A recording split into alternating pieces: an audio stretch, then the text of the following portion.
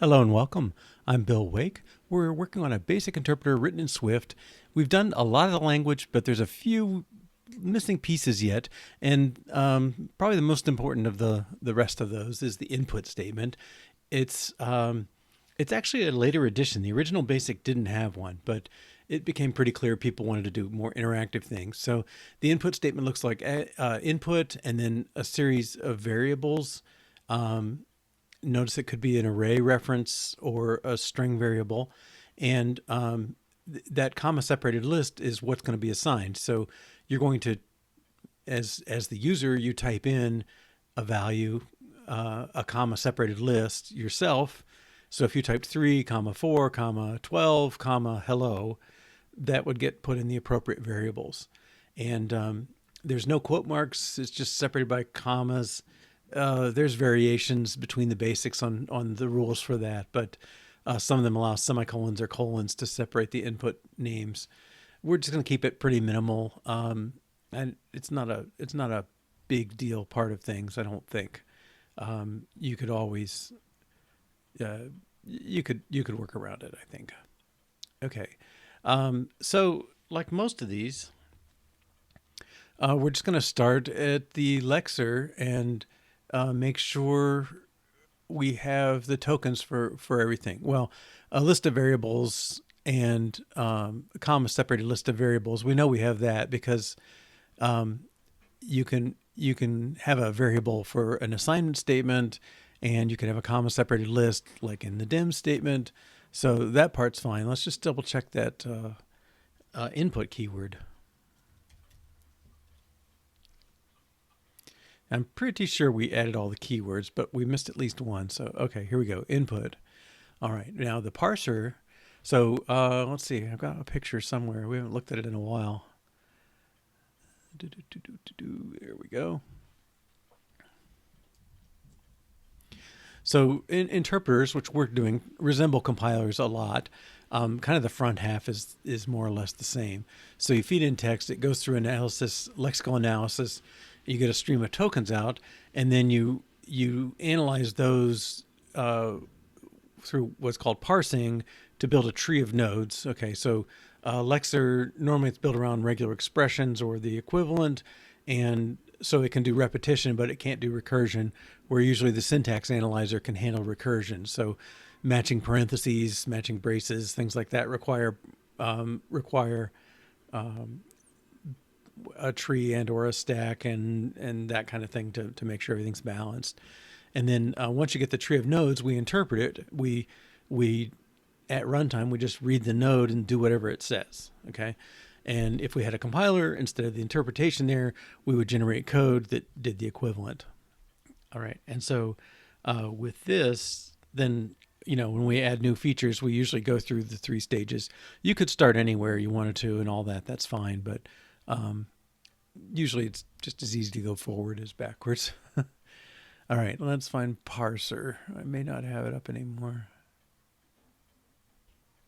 Yeah, apparently not. Okay.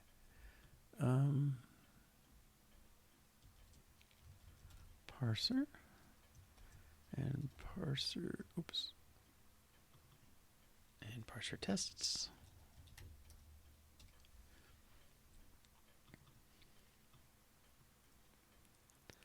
Okay.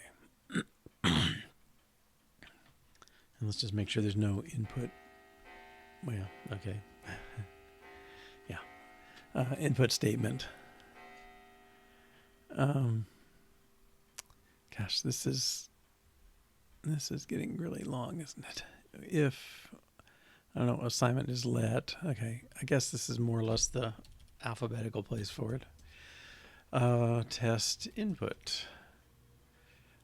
Statement with one variable. Let's start easy. Excuse me.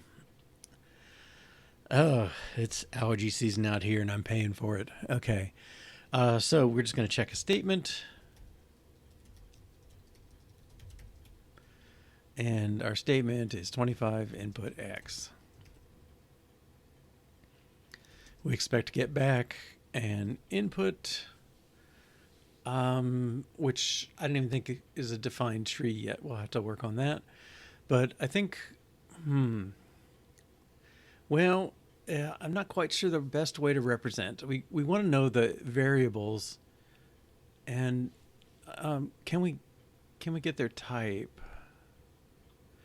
Yes. Okay. They variables know their type, so we don't need a separate thing for that. Um, but you can have a list of stuff. So let's allow for an array of that. Okay. So input variable x of type number. Okay. Um, type statement has no member input. Okay. We don't have that in our tree yet. And because it does no input, it doesn't know about variable number. All right, let's go to parse this little guy. And there should be a parse type for each. Well, these are expressions. Here's the statements. Okay, we don't have an input one. And I think all we need is input, and it is going to take, well, I think they're going to be expressions. We may have to, what's the right way to do that? Yeah, I think that will be the best. We'll have to do some syntax. We'll have to make sure it's a top level variable at the top, but I don't think I can express that in this. I mean, I can say it holds expressions. I can't just say it holds only variables.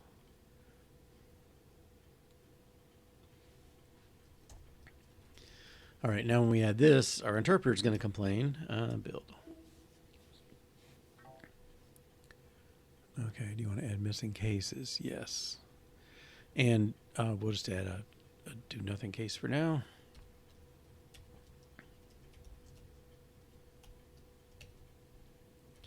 We'll just throw interpreter error dot can't happen 0 input not implemented. Okay. Type statement has no member input. Type any. Okay, I think that's just catching up. Let's try again. Okay, so we've got the tree support for it. Let's see if our parser does it. Of course it won't.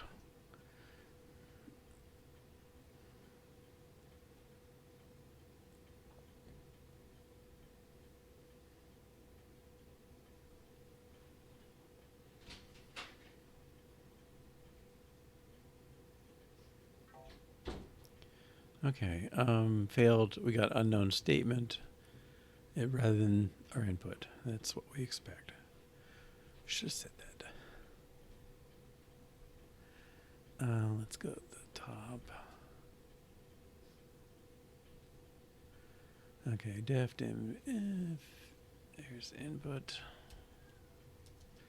So this is, if you see the input token, we're going to try input.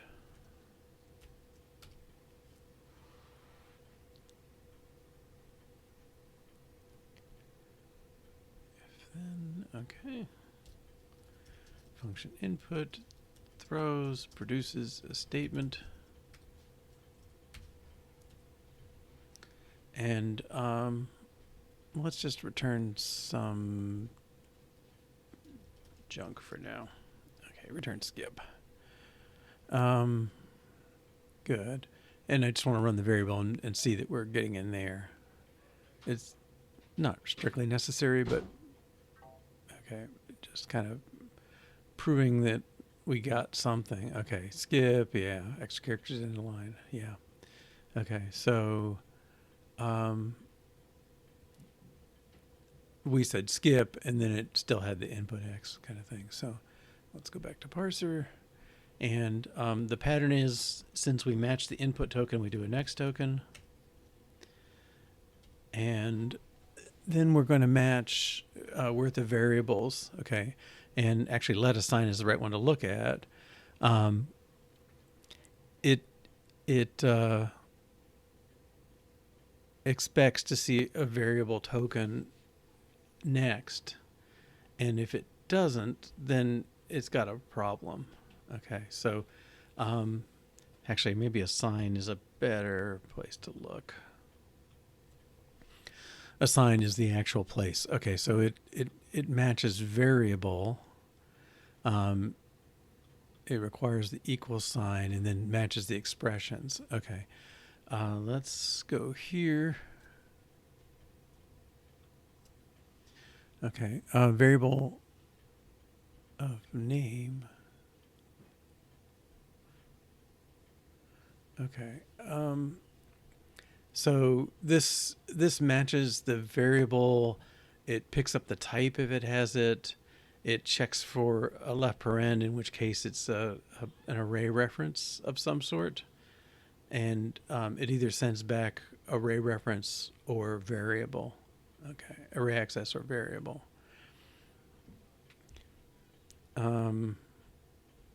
Right, so we're going to want to get to there. Where's our let again?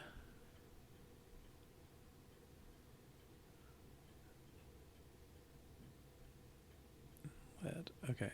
So if it's not a variable, we get an error. Okay. Let.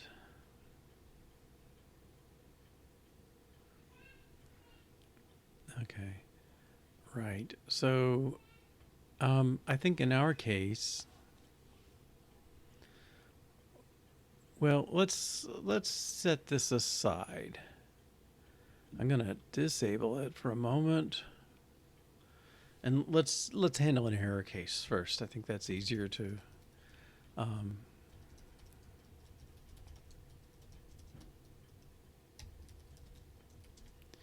check first. And yeah, we have check error. Okay, check error, you give it an input. We'll just assume you forgot to put a variable. And we expect a message something like input requires at least one variable. Okay, and print.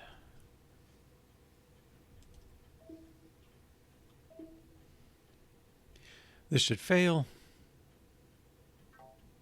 Okay, notice the other one is grayed out, but this one is a real failure. Okay, so let's find our let again. Okay, so let's get this much. All right, so we process the input. If it's a variable, we're going to do something. Let's just return .skip for this case. But otherwise, we get an error.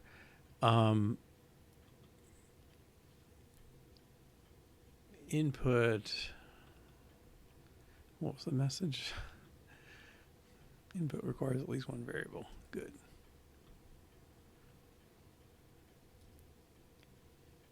Okay. And I expect that to pass now.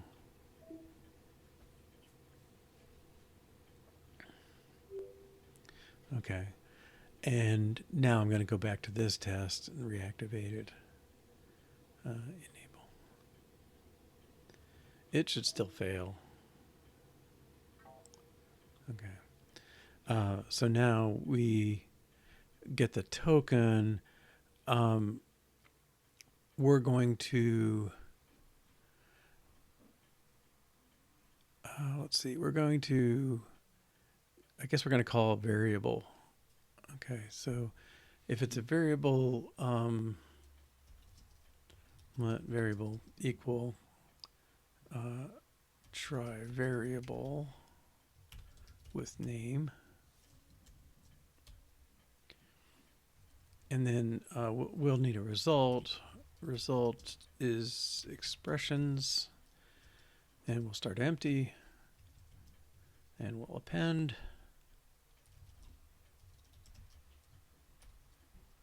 Variable. Okay.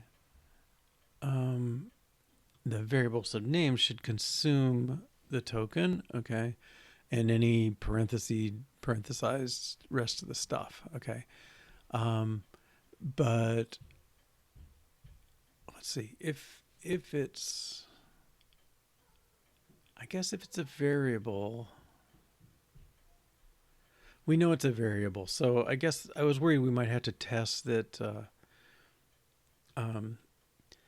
the left-hand side, the inputs were variables, because I don't want to say input 2 plus 3. That should fail, but it will fail because we require it to be a variable, which is either a standalone variable or the start of an array reference. Okay, let's see if I can go back here. This back is a little flaky in my humble experience, but here we are. All right, so we've appended the variable, and then this is really else, throw this. And then the thing we're really going to return, we want to do input with result. Let's call this variables.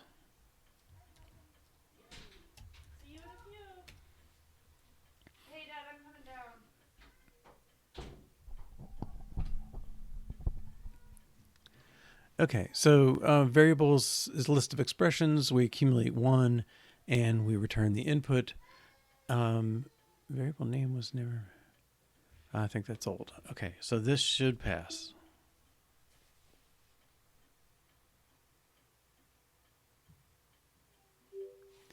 Good. All right, and then let's move on to a statement with multiple variables. I guess we'll put it here.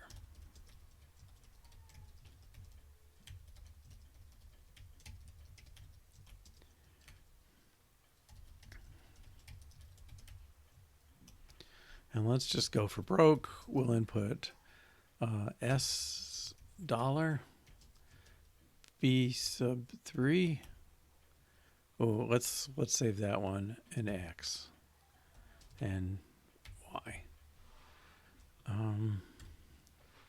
Okay. And what we expect from that, it's a little more complicated. All right, we expect an input with a list of variables, S dollar of type string,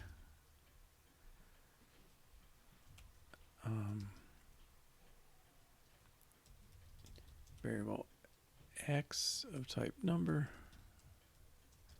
and variable Y of type number. Okay. S dollar X and Y. Yeah, and this should fail because we don't look for commas yet.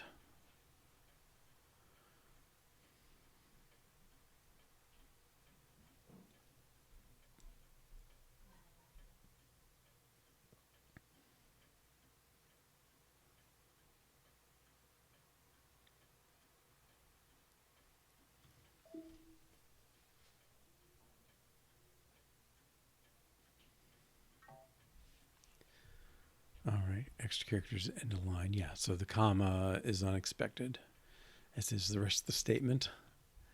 Okay, and so when we have a loop, we basically, we have a repeating element. Oh, I should add that to our to-dos here. We didn't put the grammar in. Let's rectify that. Okay, so if, and then we're doing input.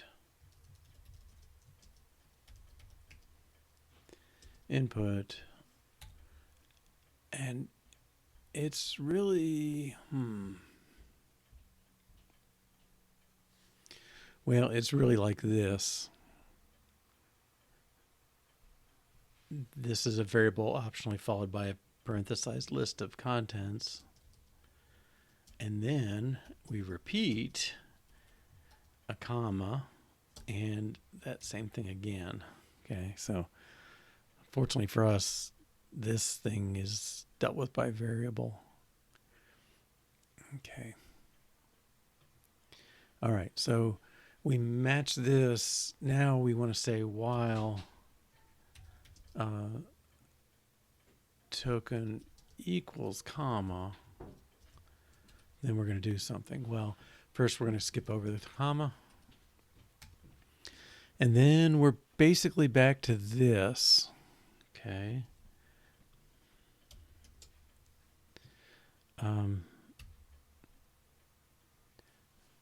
The looking for a variable after the comma and appending it and so on.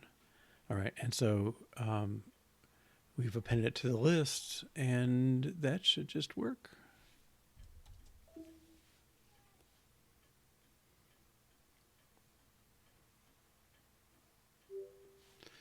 Cool. All right. Now the test I put off. Test input with array references. And actually, this might just work. It's more work for the interpreter, I think, than this. But let's do it.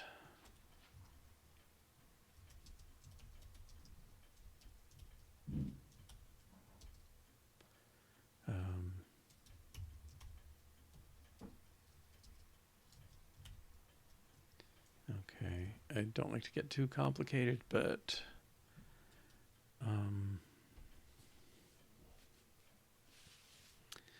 I think we need that. Okay, so this should be an input with an array of stuff.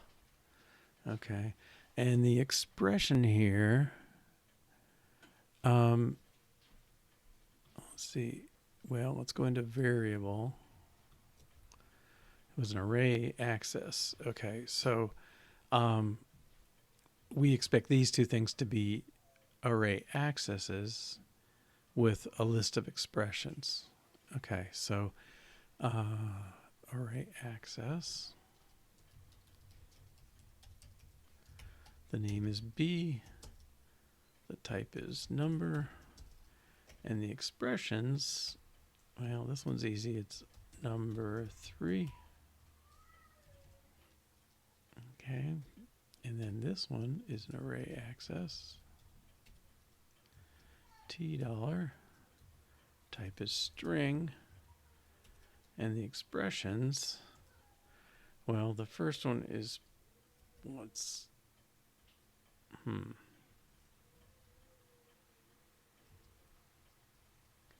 well, this one is dot op2 plus dot variable x number and dot variable y of type number. Okay, the variable, the op, and then the next expression. All right, let's format this somewhat.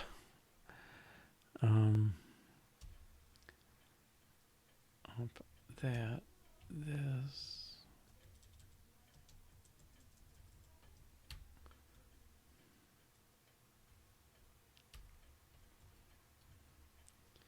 And this is just variable z of type number. Okay, so an array access takes a list of expressions, and the list corresponds to the commas, plus x, y, and z. All right, I think that's a good test. I believe it will already pass. The interpreter won't know what to do with it, really, but I think we're okay here because the variable took care of all that. Yeah. All right. Good. Okay, so we've got parser can handle input statement.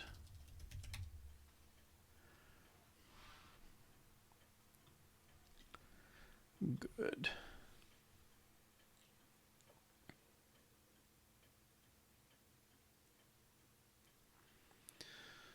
Now, so the next phase is the interpreter. Let's see, what do we got? Okay, so we'll take that.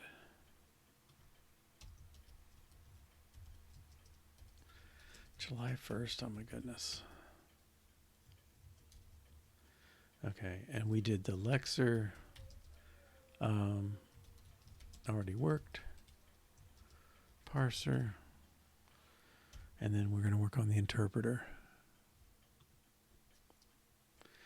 Now, this is a combo, this is, this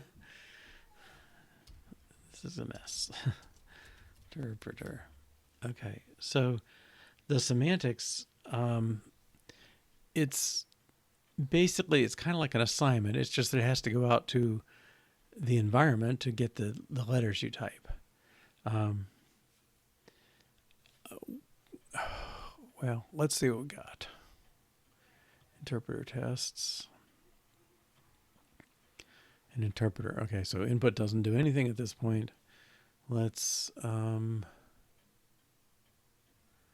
that's def.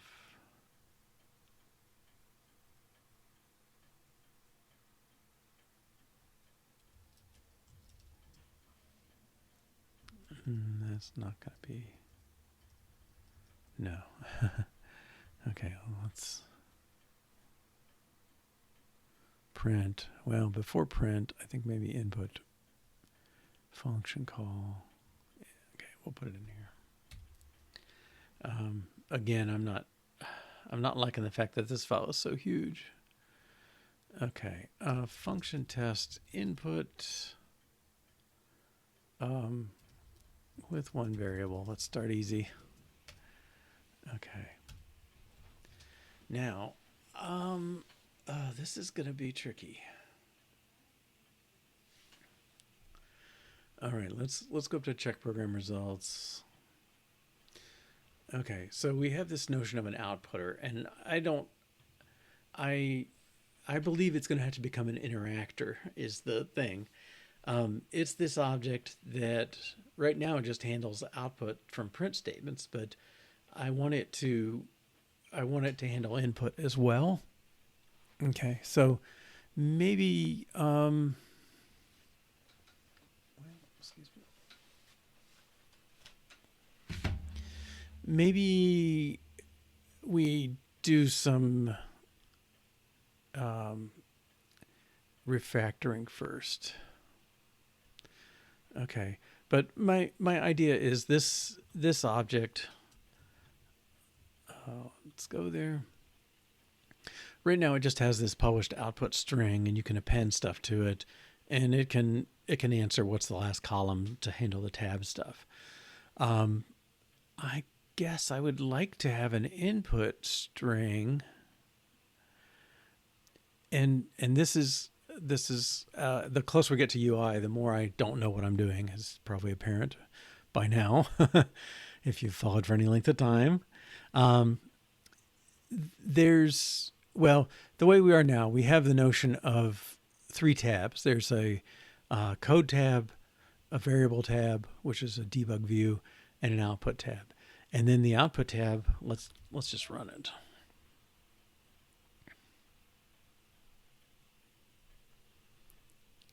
Okay, so the output tab doesn't, I mean, right now it's showing the contents of that output string, and that's fine. But I would like it to respond if I type into it. And I don't know the easiest way to do that. I mean, I suppose the easiest would be to put a little box at the bottom like we did in the code and let you type there maybe. But really what I'd like to do is if you type on this screen, I'd like it to have the focus and collect letters. And then when the input statement runs, I would like it to echo whatever it's got so far. And if it doesn't have anything, echo it as you type. But, well, I got to start easy, I guess.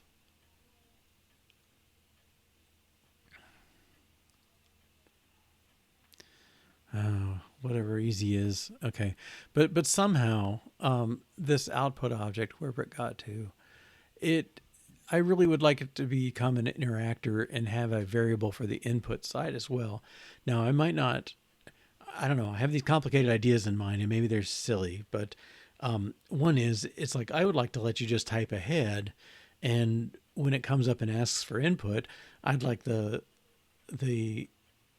somehow I'd like the system to just grab the first line of whatever's in the buffer, chop it out, and use that as the input. The input so far, I guess, until we get a new line, it's irrelevant. But maybe, well, I don't know. I guess we know from our experience with this, right? We can get a line and respond to the return key when we do it. That seems reasonable. So I'm gonna assume into existence this input line, input string, and what's that gonna do? Well, okay, let me rename this class.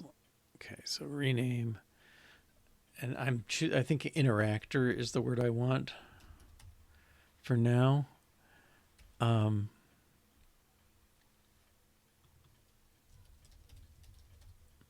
Okay.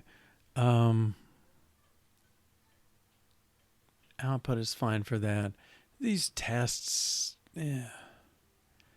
This is probably the worst. Yeah, like this. I'm going to rename this to just interactor. And this. Mostly we're not going to care. Most tests are not going to be doing input. Okay. Now nobody else really references the output. It's all done in there. So I think that's okay. So let's find input. Okay, good. Now, I feel like what we have to do, and maybe this is going to require a new version of this.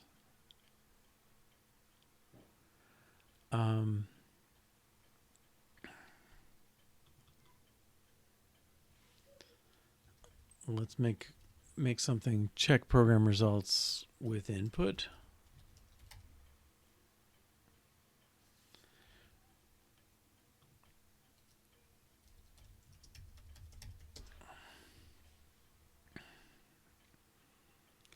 Okay.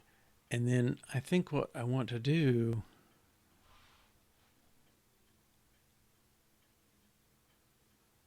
expecting is okay.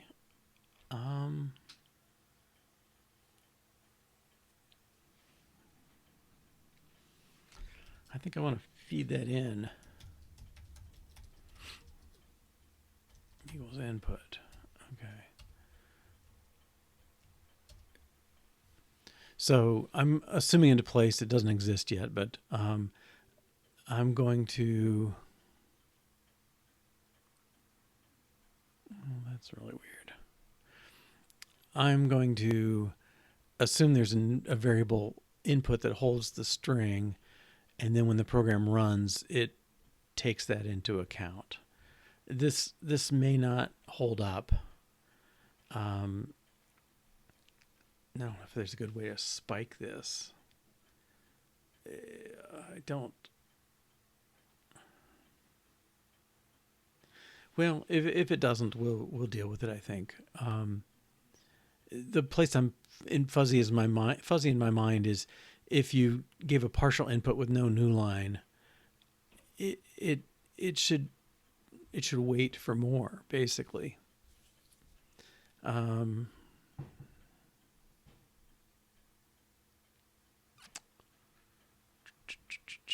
maybe it can only get a line of input. I don't know. But somehow we have to manage a pause while the interactor accumulates the input or something like that. I don't know. We're going to have to, we'll see. Hopefully the test will drive us there. Okay, so where's interactor? All right, and I'm going to make it published. I don't know if that's necessary, but I can believe you might want to see it somewhere. Okay, interpreter tests. Okay, that should be fine now. And then our input test.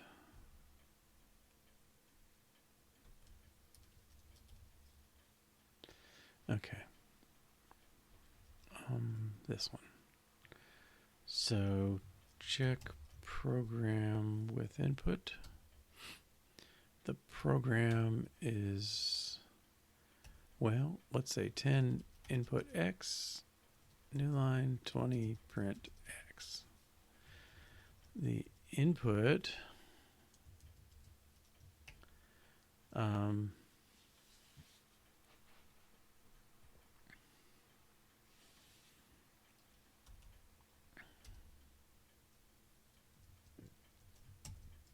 excuse me, and we expect 99 new line space before and after, I believe, is what we do with these. Yeah. Okay. And I'll break these lines.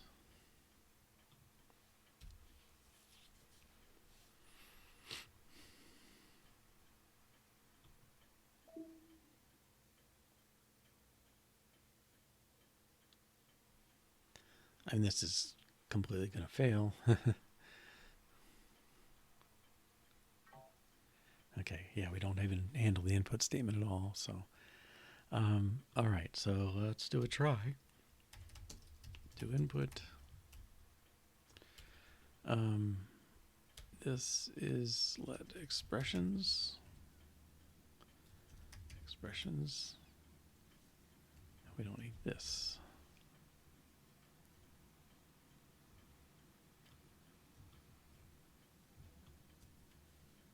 Go to, we'll just put it here.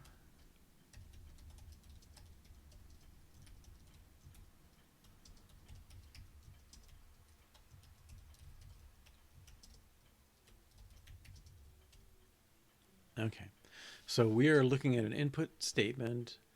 Oh my goodness. So, all right, so assuming the input was there,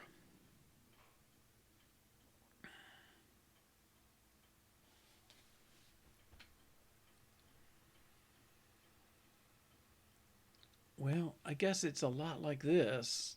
If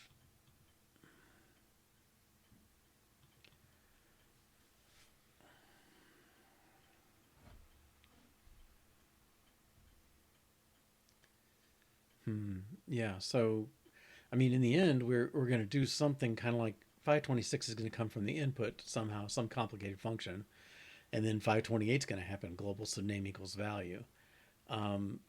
And if it's an array access, well, we have to do kind of the do dim thing and all that.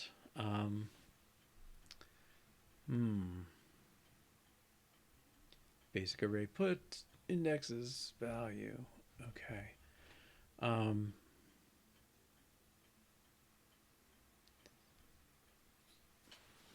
Yeah. Well, we're starting with this one, so let's deal with this one. Okay, so we have the list of expressions. Yeah, I don't know. I mean, like, what you want to know is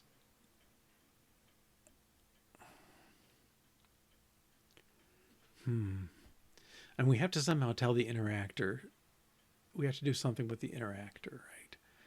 That we're going to say get input,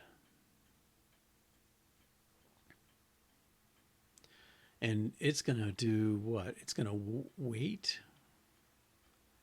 I don't know. It's got to do something if you haven't typed anything, right? So, I guess you're going to say interactor get line, and it's going to do the work to input it somehow, right? And it may take it a while because you're sitting there waiting for a human to type, but our program should pause until that happens. And okay,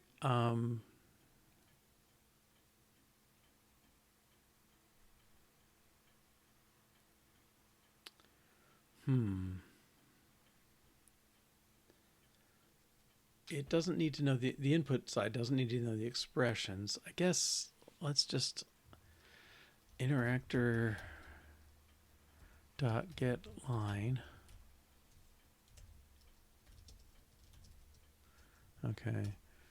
And then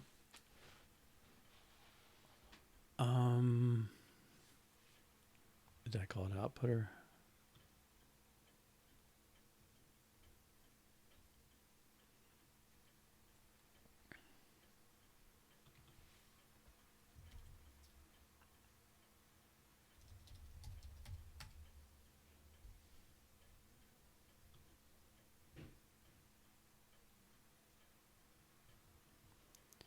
Okay. I'm going to go there and ask it to give me the line. All right. Then what I have to do, well, I mean, we've got hard-coded expressions at this point, right? We just have to do one. We don't have to do the whole variables. Okay. Let's make the test even easier. Let's input $X, and the input is hello, and print $X. Okay, so we'll start with the string version, and it shouldn't put anything around the string. Okay. Right. So if we take, well, let expr equals exprs dot first bang. Okay. So I'm just going to handle one case first and get this thing moving. All right. And I don't know if I can ask for the type. Expr dot type. Okay, we can. All right, good. So,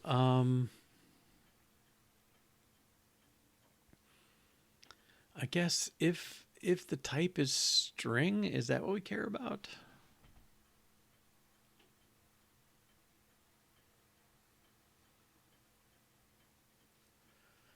Okay. I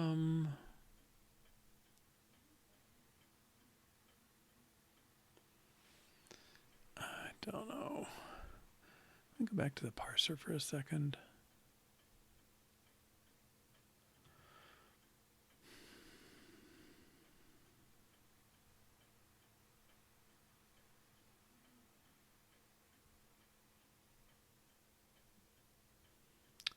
All right. I guess we're assuming it's going to be a variable, right? So let's guard case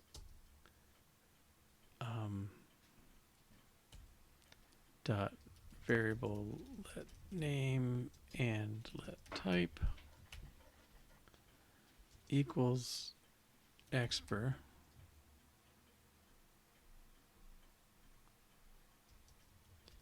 else let's throw can't happen.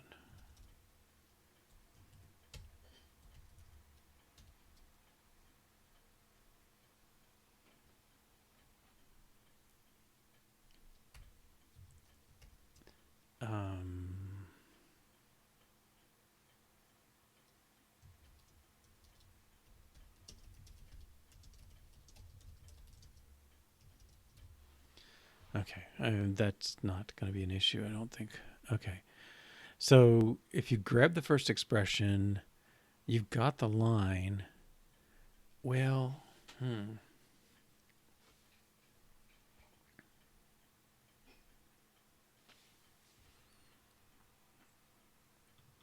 let's try this. Let fields equals getLine dot split.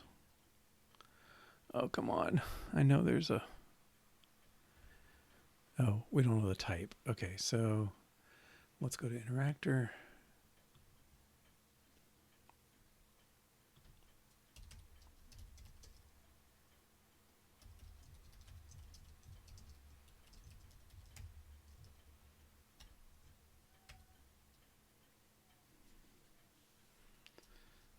Return input for now. Okay. Interpreter get line dot split. Yep. Separator, comma. Okay. So now we have the fields, and let's assign it. Global subname equals fields sub-0. It's like, can we get anything going here?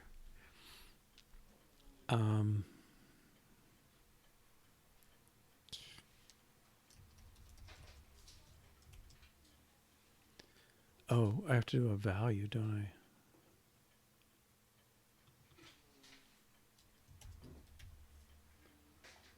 I? Value dot string.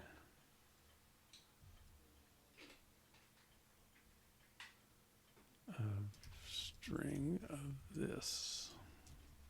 Okay.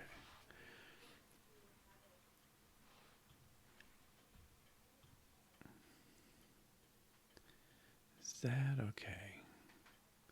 Type was never used. Yeah, well, okay, we'll ignore it for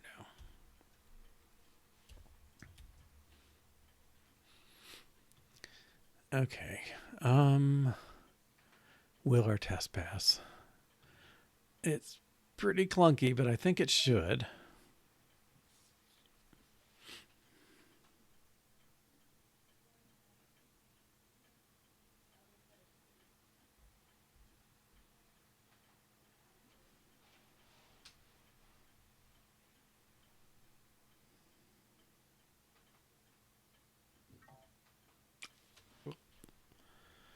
Hello, new line.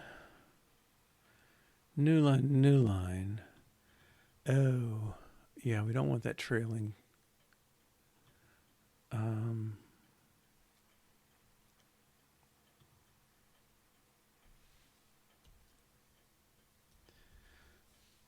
Well, I think our line is going to be responsible for that.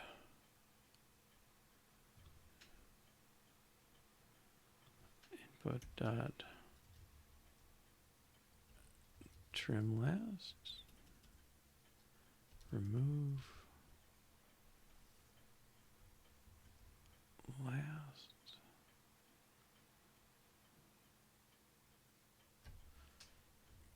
No, that's not what we want. Let's see, Swift string.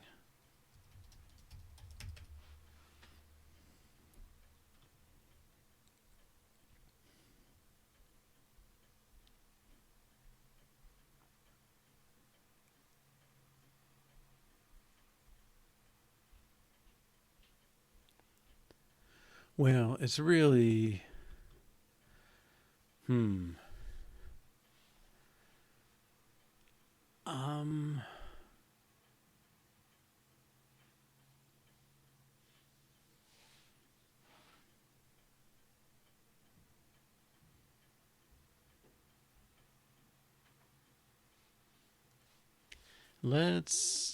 let's do input dot split separator new line sub-0 for now. Okay.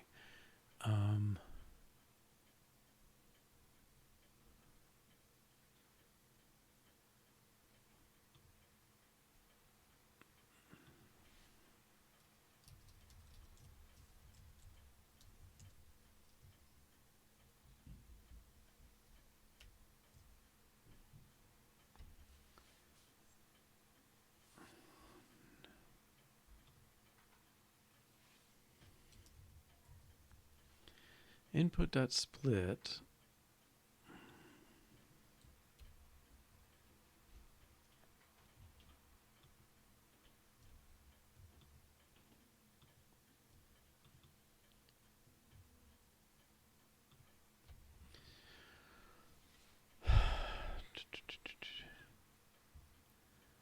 what did I do here?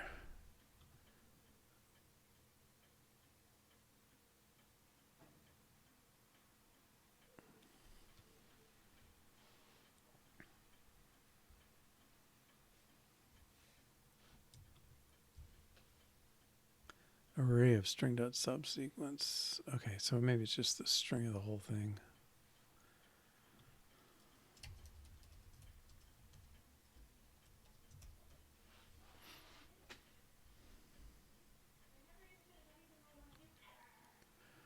Okay. I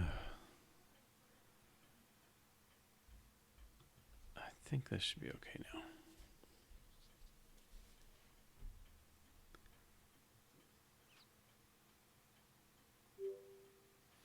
All right.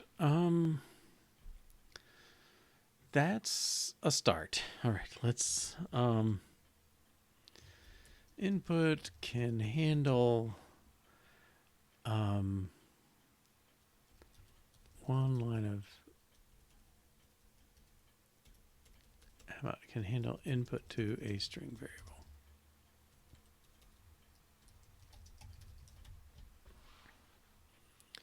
To a single.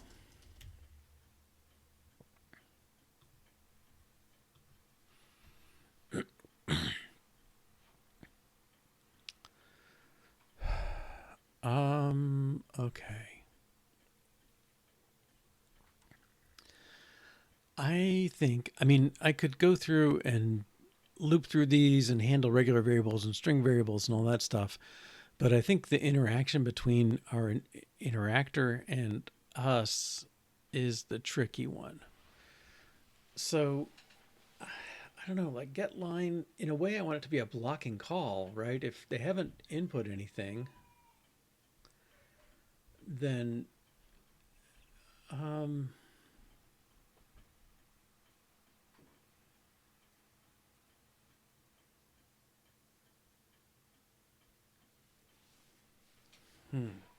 and then the next set of problems, let's start articulating them. I think there's enough.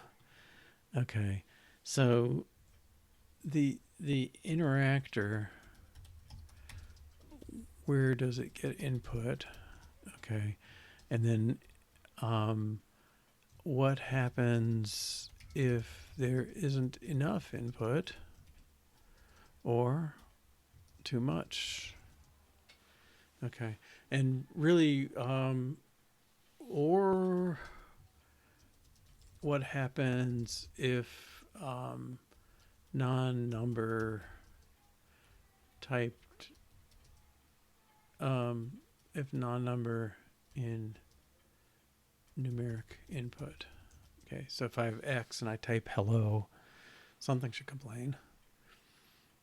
Okay, and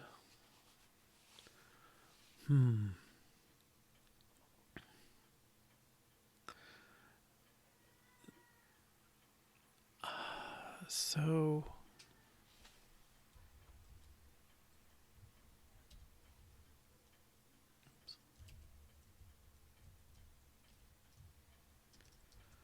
how does program block waiting for input?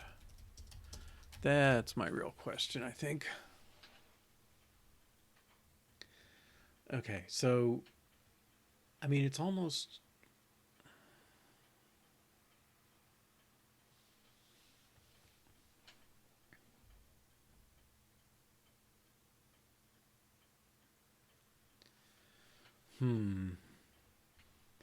there's this balance between them. So the interactor side is pure content view. We're running the program, and we've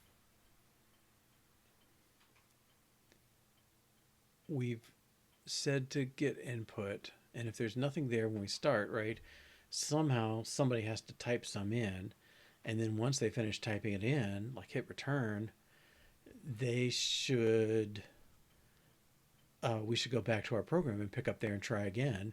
And then it may say, oh, there's not enough input, there's too much input, whatever. I don't know how that's going to work. This may be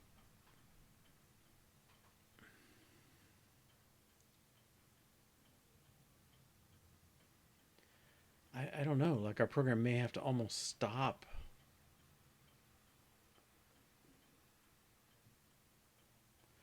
and like resume.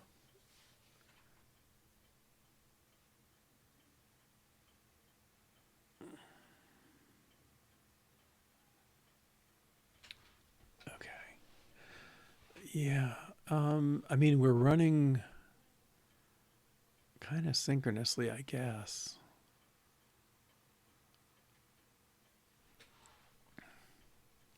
All right. So I don't have a good way to draw like interaction diagrams or something, but let's just try and set up a scenario. So this is going to be a typical case. Your program is running,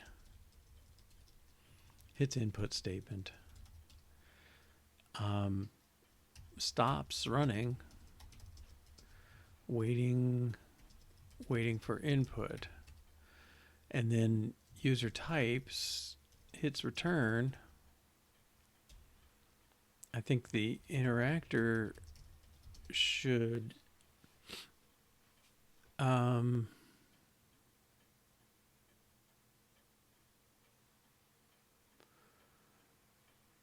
it should restart the program on the input to get the input or at input line.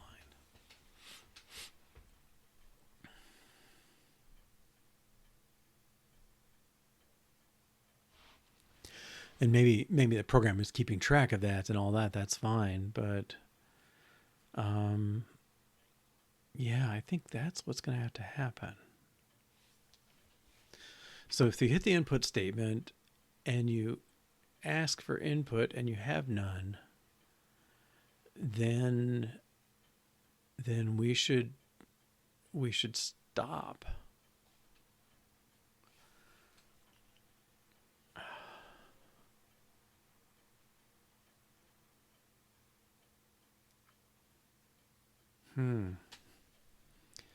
Okay.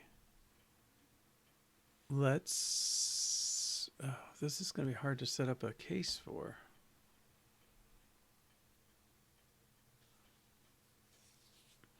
Can I take it from the point of view of the interactor? Would that work better? Okay, it's sitting there, nothing happens. The program stops and it's waiting for input.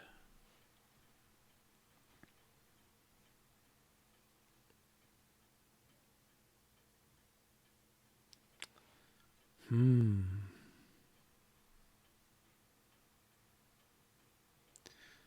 then when it hits return, that's when something should happen. Okay. Maybe that's the better place. I don't know. Can we simulate that?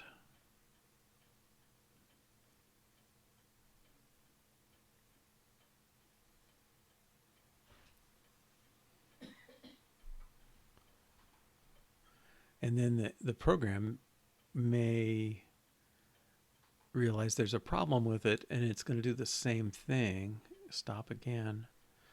Okay. Well, yeah, this is what's going to make this all very interesting. Okay. So I think we should.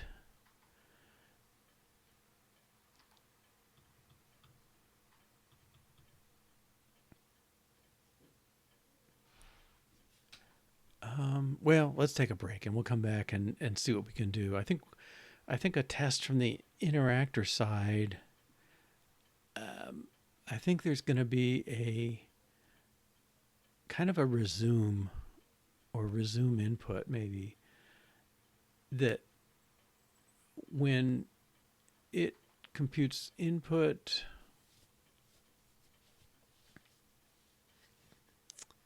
I don't know. We'll see. Okay. That's why we take breaks. I probably need a long enough break for a shower or two for this case, but we'll just make it 3 minutes and come back and tackle this. Hello, welcome back. All right.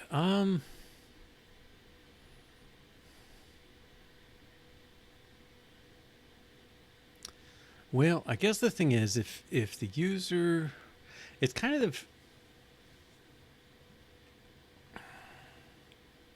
I almost want to ask the interactor, do you have input available? And if you don't, I'm gonna stop and wait for you to have it.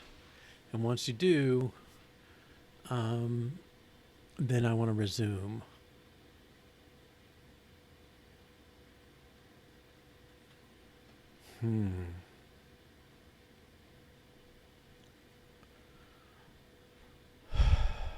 So flip that. If the user types some input, I should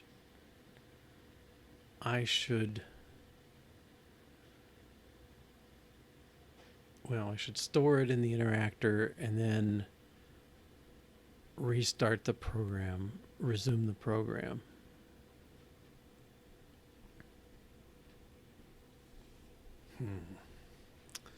All right, let's go to interactor. Okay, and then also, I don't know if this is a string is the right thing, or if it should be an array of strings.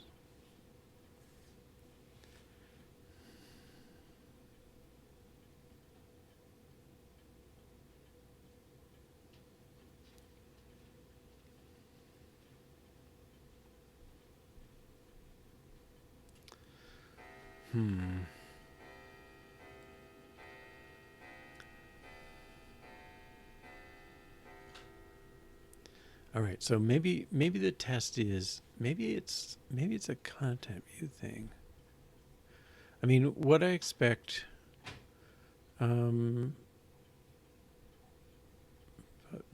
Where's the main run view? Okay, let's go there. Okay, we've got the scroll view with the text in it, and then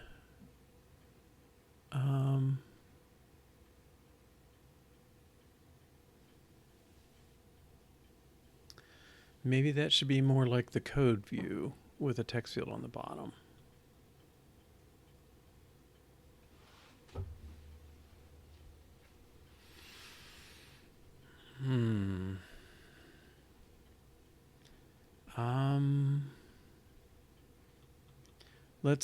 Let's do that. So I don't think I have to say return here,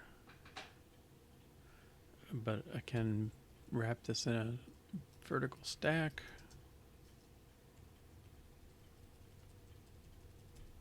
Skip these forward one, and then the text field. Command, well, this is more like input.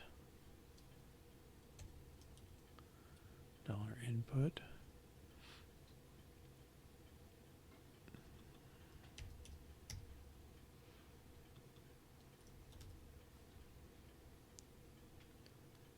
Content view does not conform to view.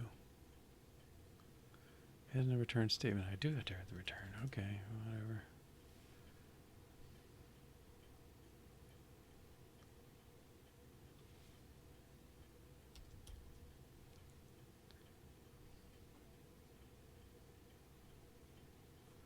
Well, yes, I would hope so. Okay, let's run this. This is enter input.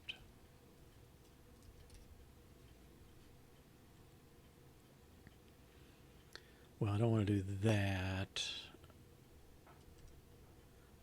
And let's make input equal nothing.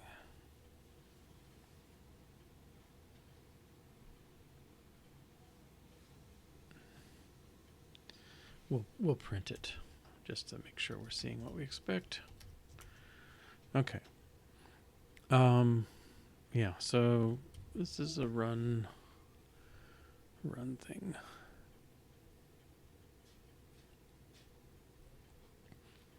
All right, so now I expect my output. This output's not the right word either now, is it? Okay. 1, comma 2, comma 33, comma hello, comma 4. Okay, so I'm certainly getting what I expect there. All right, so I think what I want to do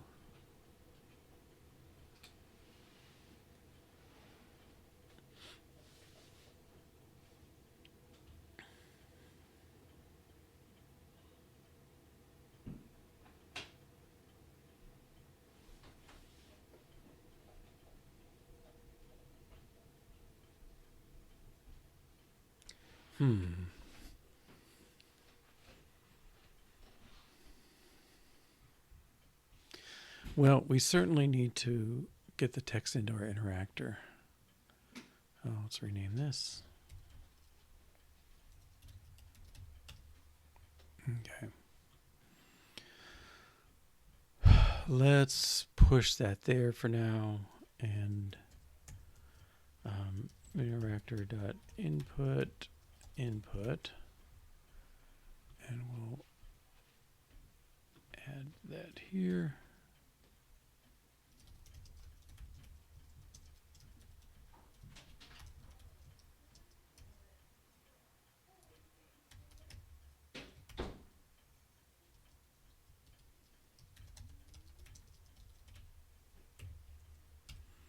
I don't know. Well, I'm reusing that word input a lot, but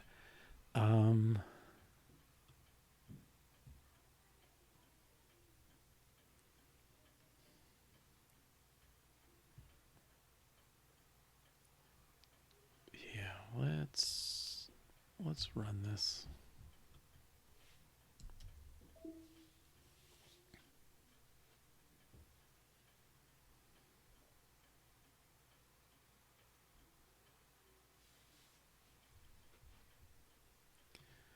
Okay, and so input 3, 4. It goes somewhere. It goes to the interactor. All right. So I think that's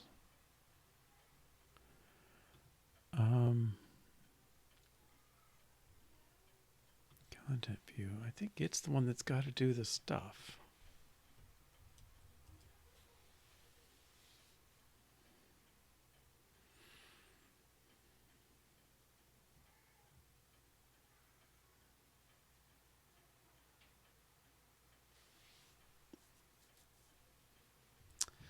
Well, okay, let's go to our interpreter. We have execute or run.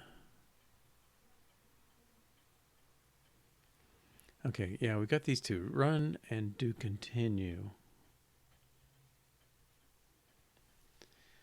And maybe we need to do input.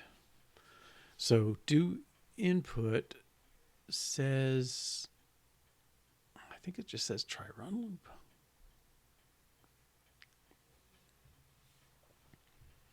I mean, when you stop, the location is not changed.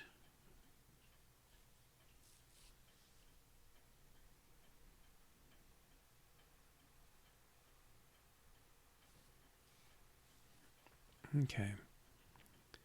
So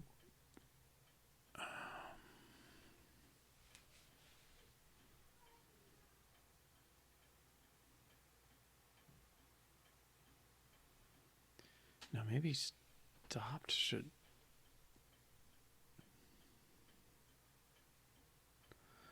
I don't know. Maybe I'm trying to fold the cases together. Maybe I'm prematurely optimizing it. But I could let stop calculate the next location here and then not worry about it. But all right. So I guess what I'm imagining is there should be a do continue input, and it should just jump into the run loop. In the run loop, the location is, the current location is unchanged, which is the input line number. Okay, so how can we test that? All right, so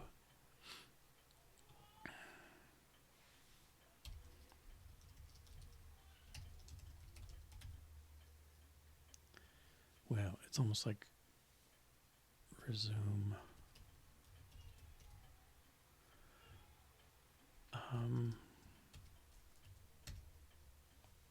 Okay, and I'm gonna take this and work on it. I think it's kind of a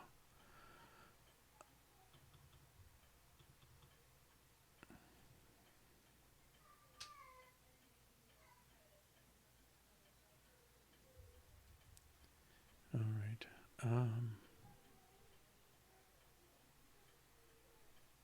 Should have paid attention to my line numbers. Zoom. Okay. All right. So I think we're going to take the interactor. We're going to add input. Hello.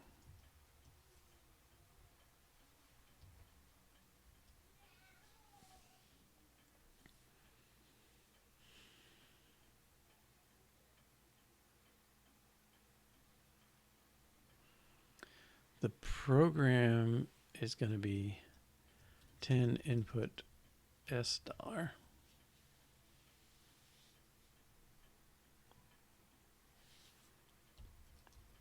20 print $. Okay.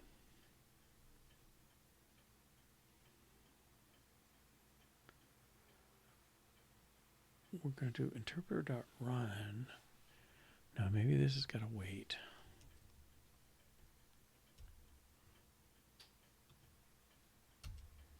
Okay. I want to make it so that if the input is not available, the run stops at the input line. And then I'm going to add the input and interpreter.resume. And at that point, I expect it to run and produce my output. Okay.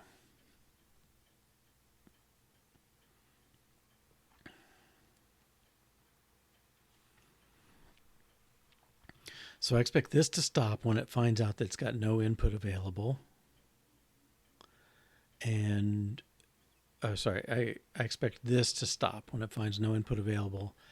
We'll set some input up, we'll tell it to resume, and it should pick up from line 10 again with input and go. I think that's what we want. All right, and we need to resume.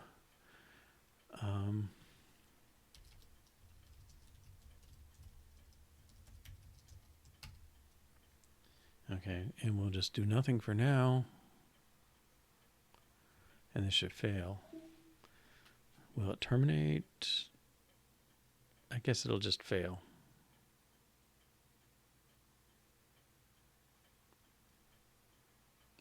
Okay, so there is no input. Yeah. Okay.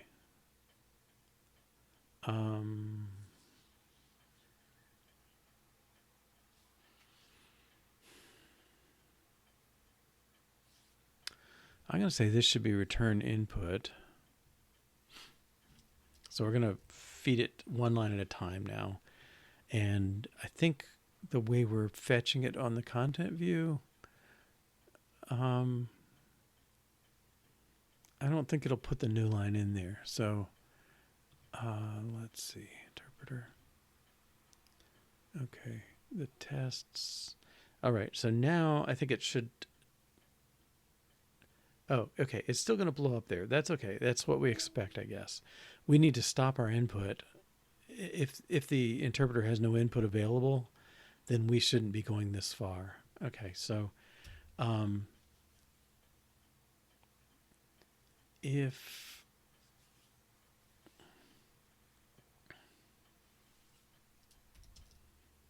interactor dot input is empty, then we want to, well, we kind of want to do like a stopped, really. So, I mean, I think we just set stopped equals true. Stop. Yeah, we just set this and let it continue beyond.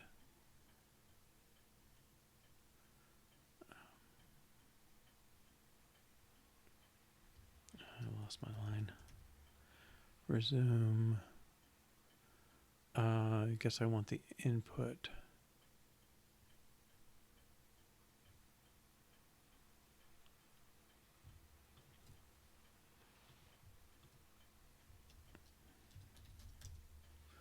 Okay.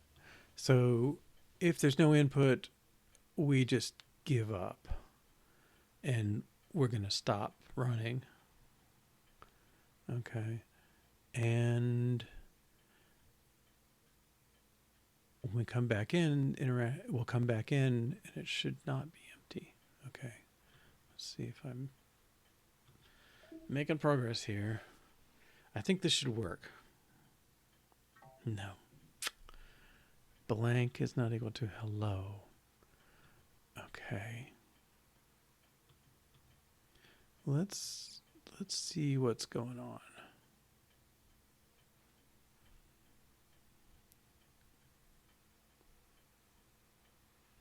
Oh, I guess still got fields. Okay. Yeah, let's see what's going on. I guess if we stop here, we'll see it stop twice.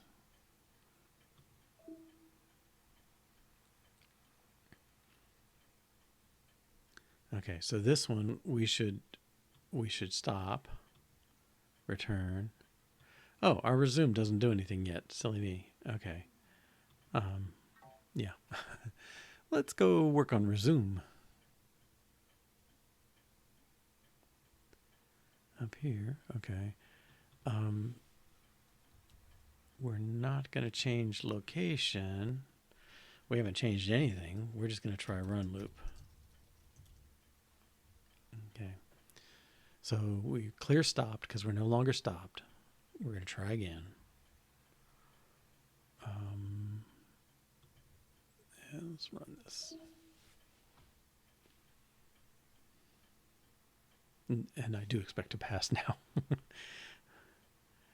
You stopped. Okay, continue. You're good. Continue. Yay. Okay. Oh. Wow. Let's run it manually and just kind of see if it's hanging together. Okay, so let's say 10 input $, 20 print $.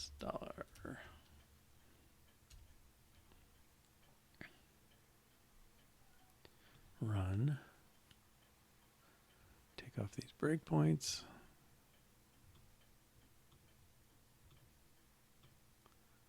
Continue.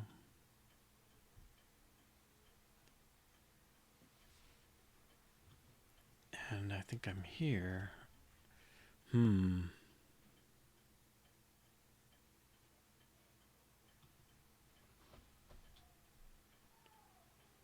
That was not right. Okay, let me try that again. It's clear there's not enough kind of affordance to tell me I need to input. Put $, print $,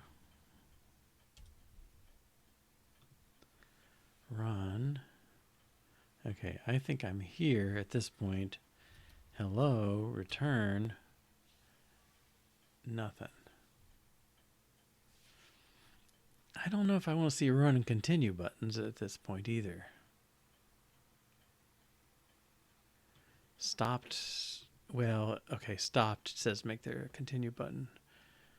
Okay.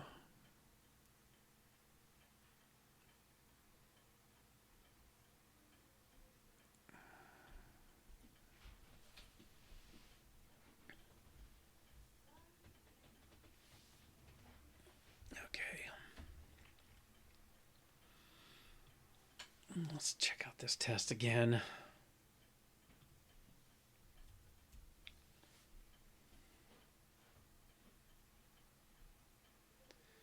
I don't think I need that catch. If if it throws an exception, it's going to complain regardless. So let's take that out. It's not going to change anything, unfortunately, but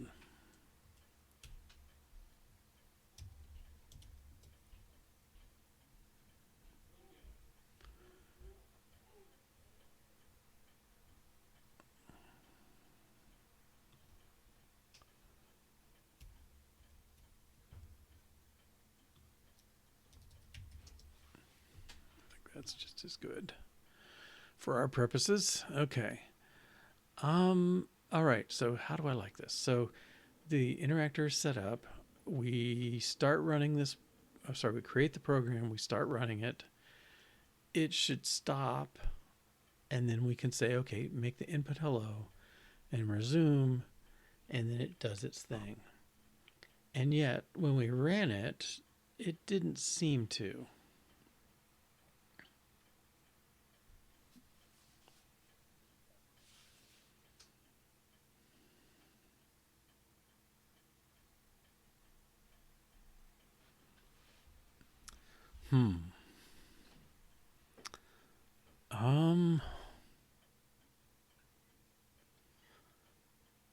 Well, that seems okay to me. I guess the thing we're not doing is we don't really know. Let's see, maybe we can put some information in content view. Interactor.input. Wait a minute, we didn't resume here. Okay. REPL.resume. Oh, interpreter.resume. What did they do up here? Oh, we should add that.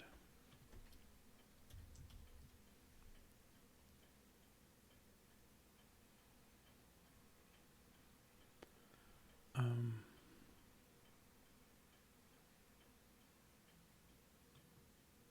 think the real problem is REPL doesn't have a resume.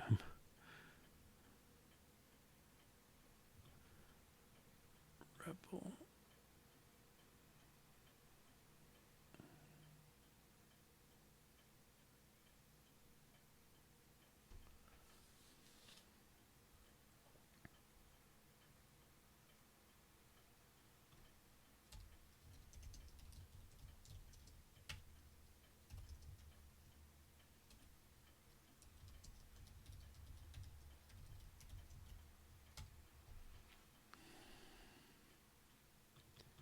I guess this is all.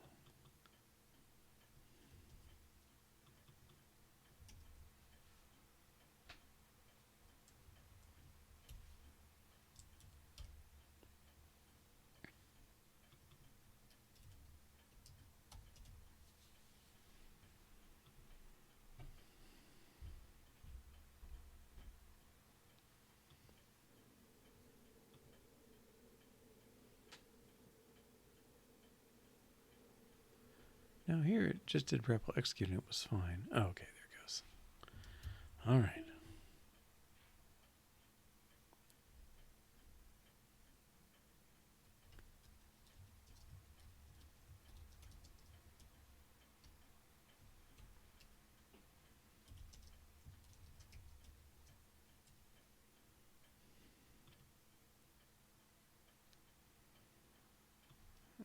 Okay. There we go. All right.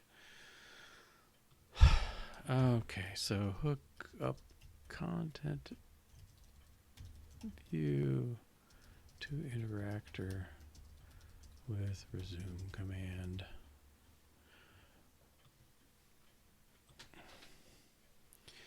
Now I'm still a little bugged. You don't know.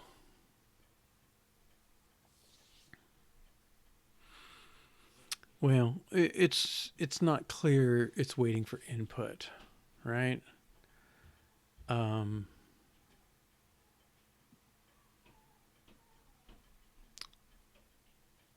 think maybe we can do something about that. But all right, I don't think we're in trouble at this point. I think we've done something.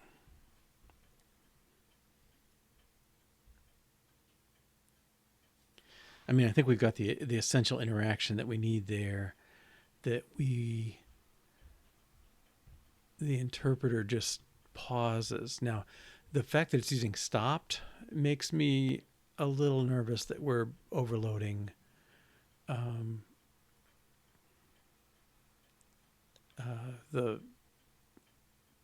we're overloading the meaning of stopped, and I don't want to do that. Okay, so I think we can treat it as a let's add in another flag that separately manages that state. Okay, so stopped.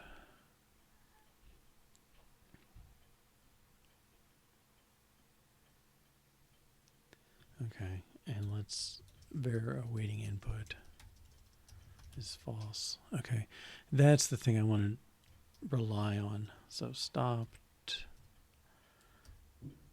well, not done and not stopped, and not awaiting input.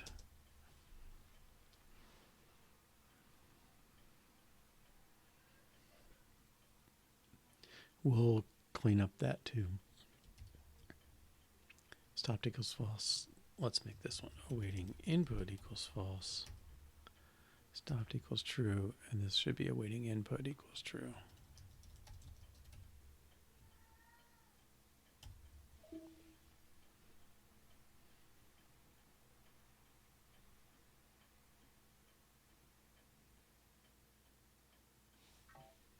Well, input with one variable. External print. Hello, new line.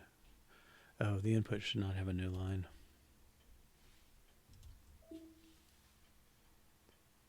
I guess I didn't run all my tests, did I? Okay. Make awaiting input a separate condition.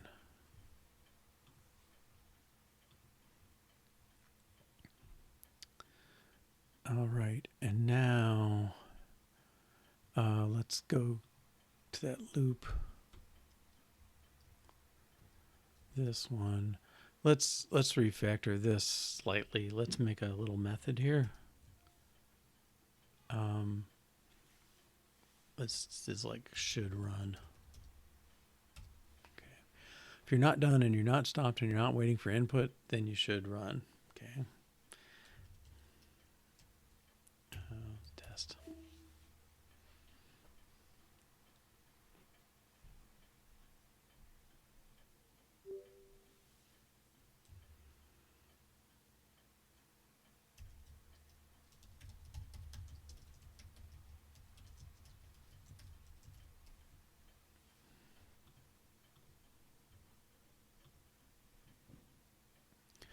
Okay, now the input.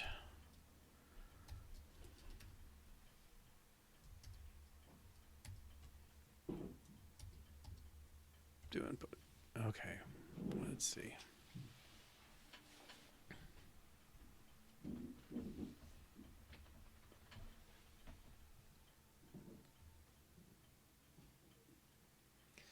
Yeah, so who's in charge? I guess we're going to make the interpreter in charge and keep the interactor a little more stupid. So if I want to handle multiple expressions, maybe that's the next phase.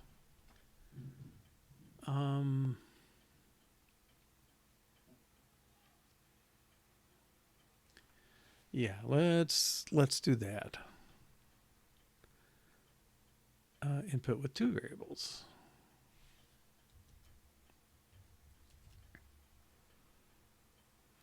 One string variable.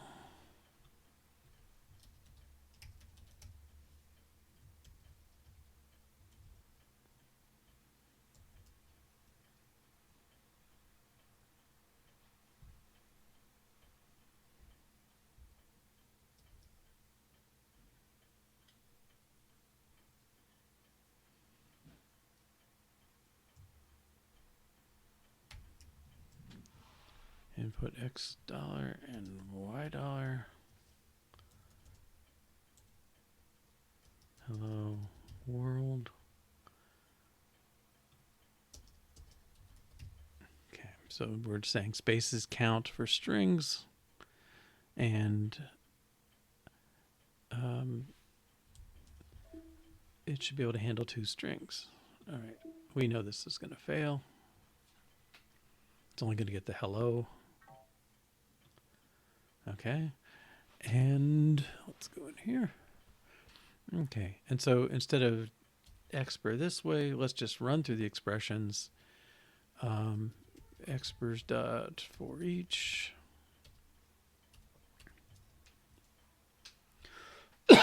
Excuse me. Oops. Expr in.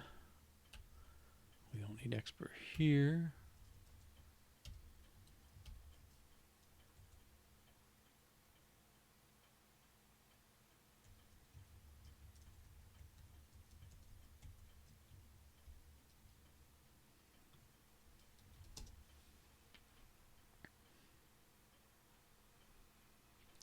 Okay, so run through the list of expressions, handle each variable and store it.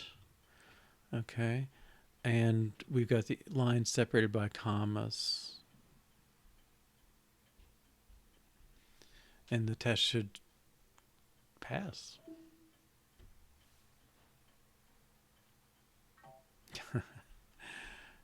Yeah.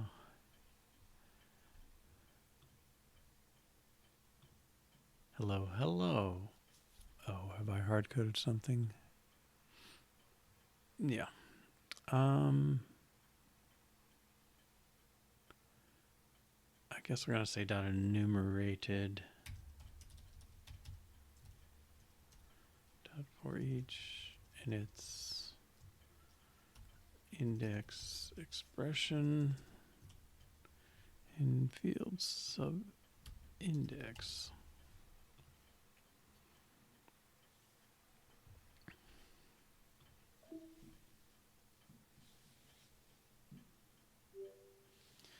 Okay, so we'll handle multiple input variables.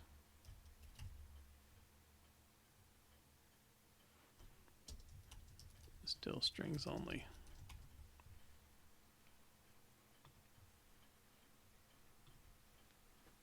Okay. Now there's 2 sides of this, and I think we'll break it up eventually. But the first part is like getting the fields matched up right, and if the wrong number of inputs is there, right? So if you said input $X, $Y, and you only put 1 string in, no commas, we should complain. Now, we should complain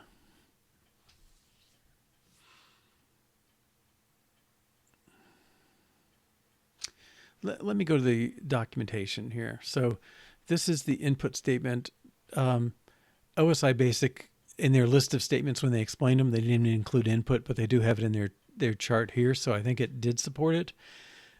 Commodore 64 gets a little more elaborate, and we're not going to go as far as they do because they allow a prompt that could be a string before the variables. Okay, but that's okay. Input may be followed by any text and quote marks. Printed on the screen followed by a question mark. Okay. When program runs, the question mark appears to prompt the operator that is expecting an input. Any number type goes into A. If the answer is not the right type, it says redo from start, and you have to retype the line. And if we type 1 number, it displays 2 question marks, and we have to get more input.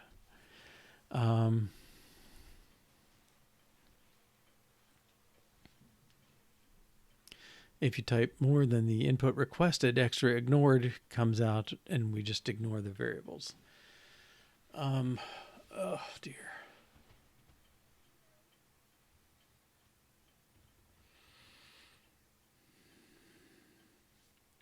So at least the C64 version, they're accumulating lines until they get enough pieces. Ugh, I don't know. I think we might do a simpler version that says, excuse me, if you get it wrong, you got to try again. Um,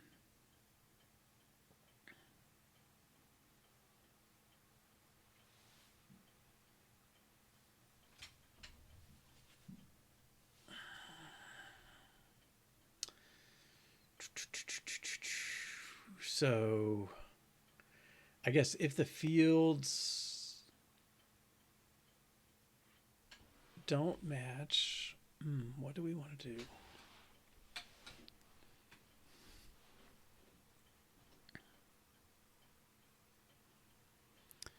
Right. So I think if the fields don't match, we want to, I guess we want to try again. How are we going to indicate that?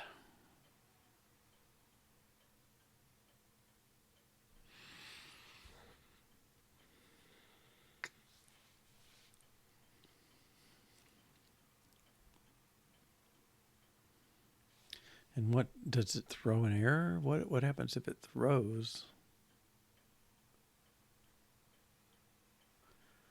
I mean, I guess run throws if it throws. I mean, if you do anything funny,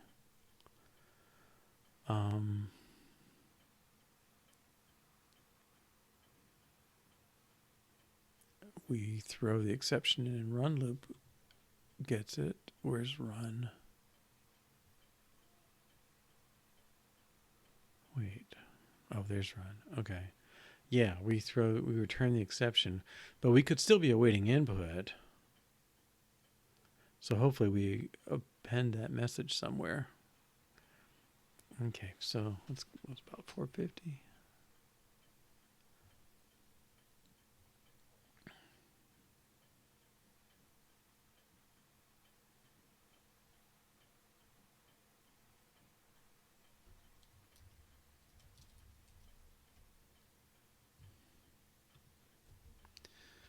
$530.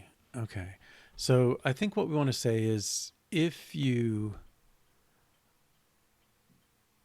call the interpreter and you've got the wrong number of fields, we're going to have a message. And it'll be thrown. And I guess we're going to say awaiting input equals true.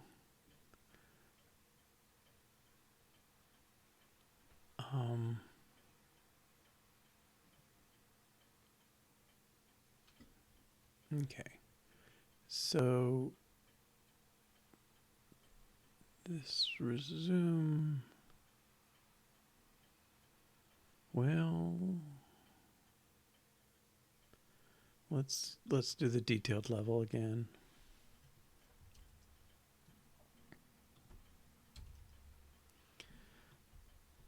Input with wrong number of values throws.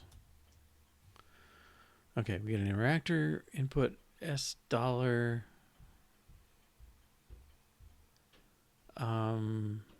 that we run. Let's just input nothing.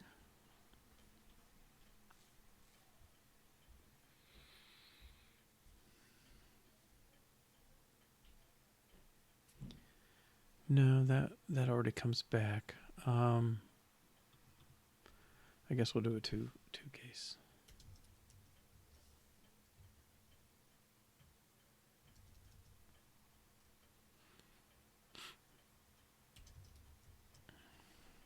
Okay. If you just input hello, you've only put in one variables. We resume, and then we're gonna I forget how they do that here. Insert throw error. Yeah, but I'd like to catch the error. Okay.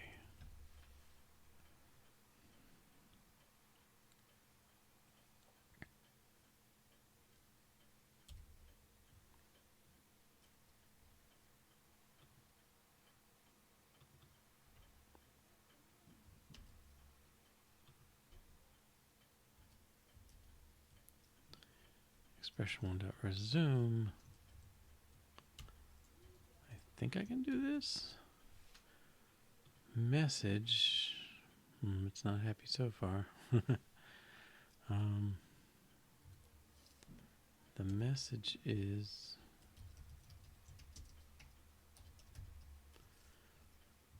and then the error handler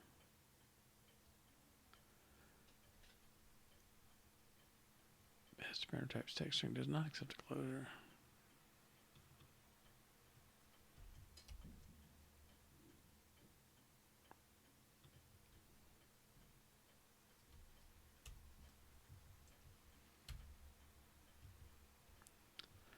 Missing labels. Fix. Okay, general closure passed a parameter of type.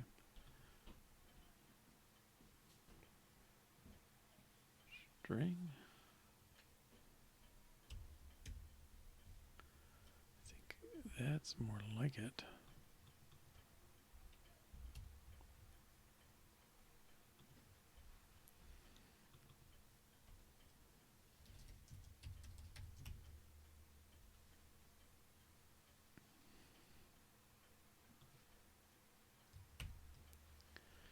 Is that legit?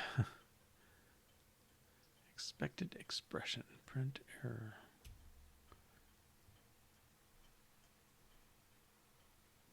And that's not going to work. Okay. All right. We expect it to throw. So you try interpreter.resume with only one field. I'm not sure if this is a message that prints or if it's the error message you get back. All right. But we'll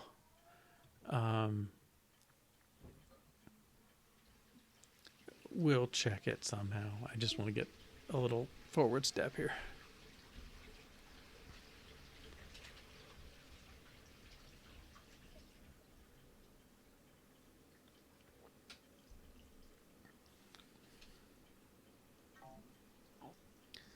Okay, assert throws failed. Did not throw an error. Okay, let's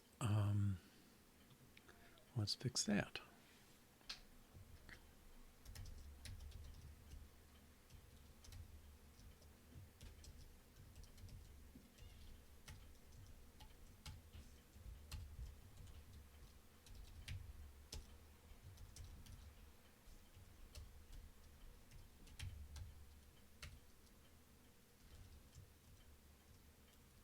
I don't know where the line number is coming from here.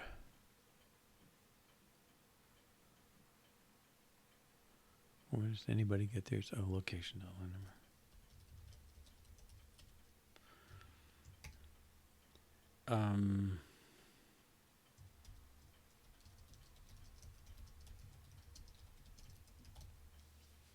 Try again. Okay. So fields.count, if they gave you, if you had two expressions but fields.count is only one, then okay. I think that's all right.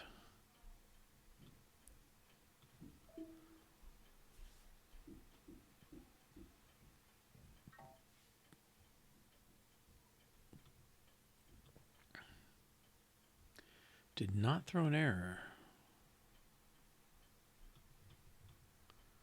Okay, let's get here. If fields.count is less than expressions.count, if it's greater than or equal to, we don't care.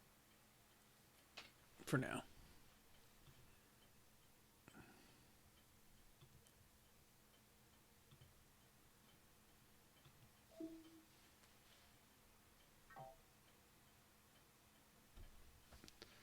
Whoa.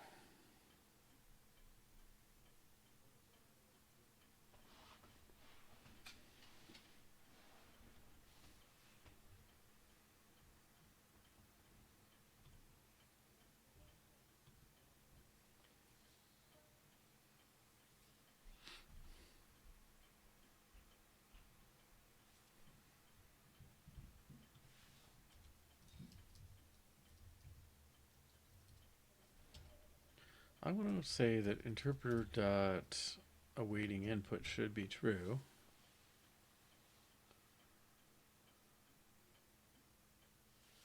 I guess I can move that up a line.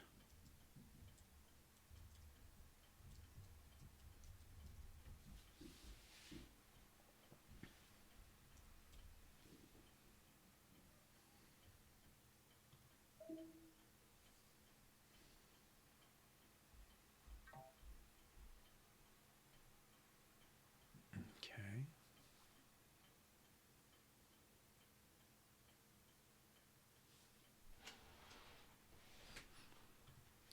Let's break here and see what's going on.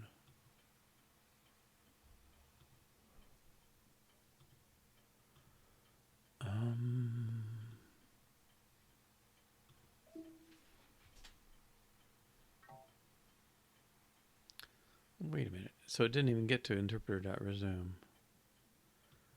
I'm not sure that's... Let me try a different way.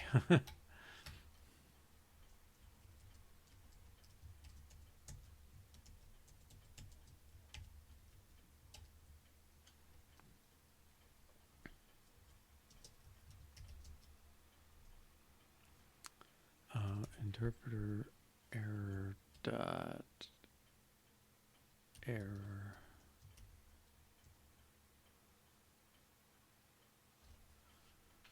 I don't know how that...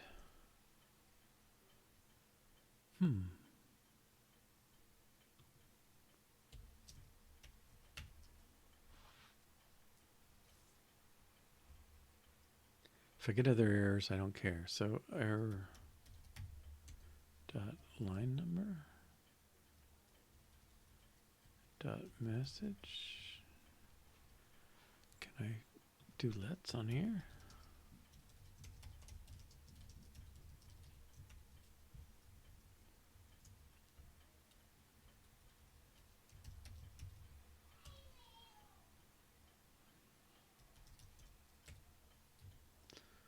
Line number 10.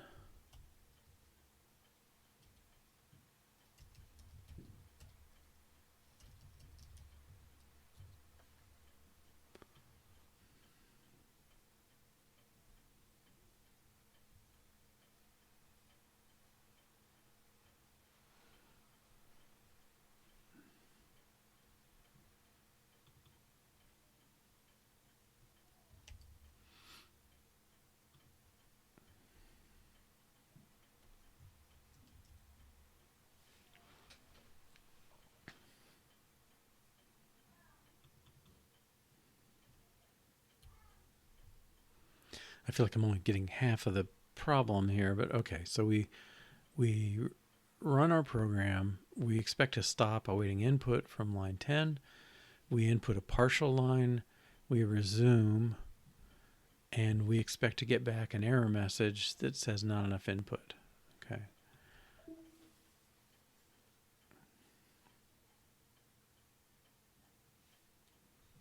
All right. So now we seem to have... Okay.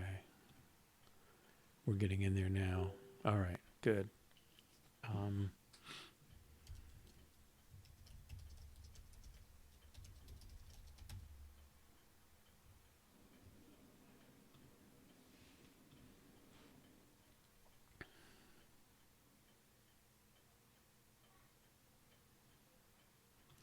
And I'm not quite sure the experience we set up so far.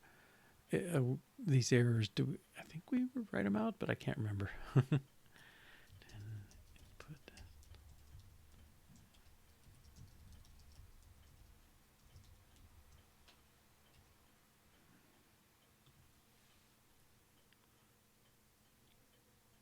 Okay, so if I only input one, hello there.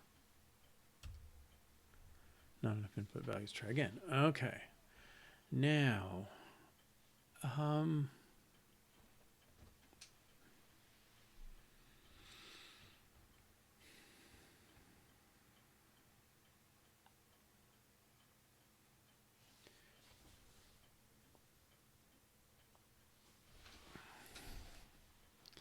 okay, that's okay. And then if we hello world,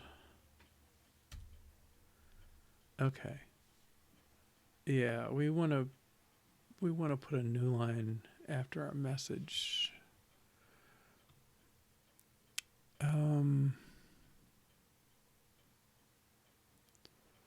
REPL.execute.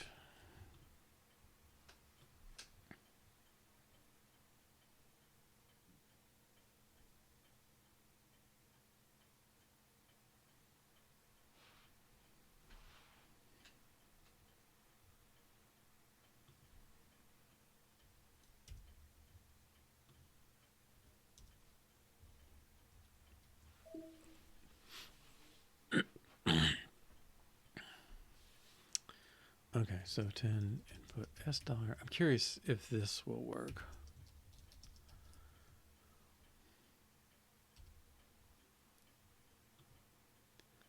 Run.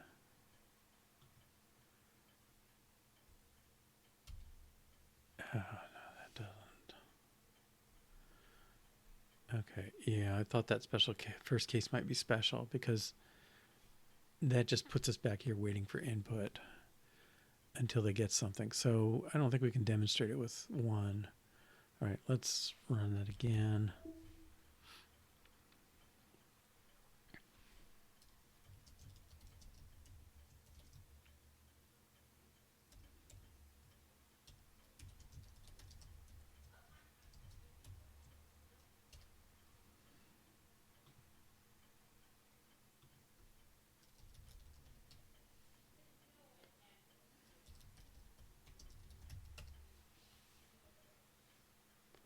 Try again.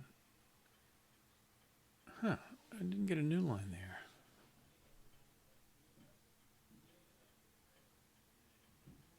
Oh, they all have to be the same. Okay.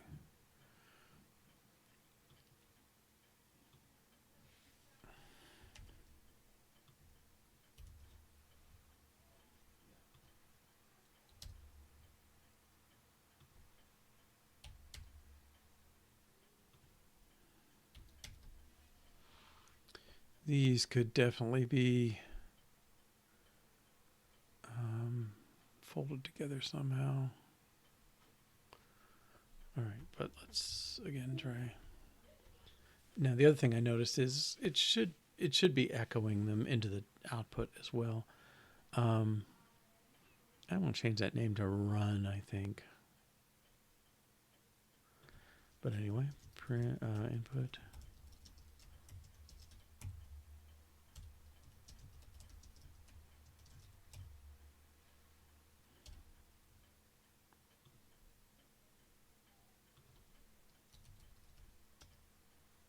Yeah, there we go. Cool. All right, and notice I use the comma and I get a tab kind of effect. All right. Wow. There's so far to go on this.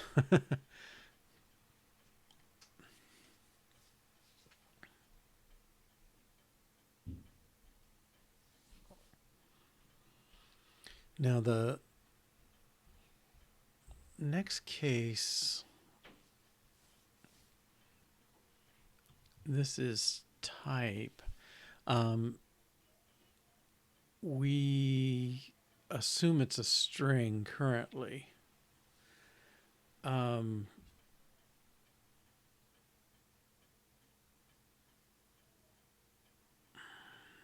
really should be accepting any kind of type. We still have to switch on it, I guess, because one's going to create a value string and the other's going to create a value number. Right. So let's build up a case. Yeah. So I guess we're going to switch over to numeric input.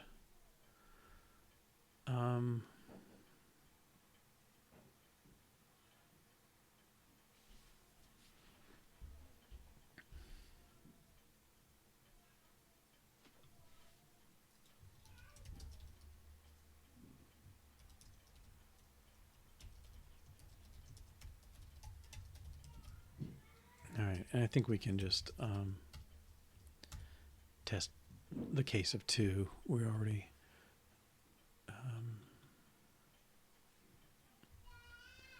handle multiple expressions, so I'm not introducing anything new. Let's just get X and Y.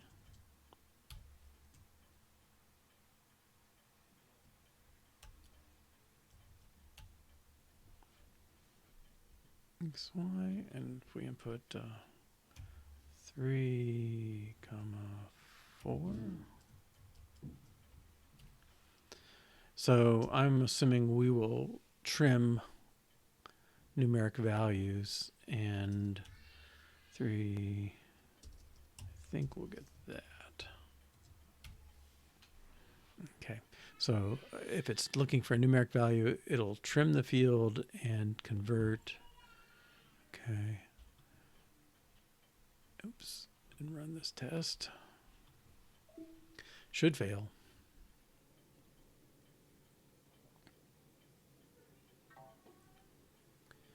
Expected 3, 4.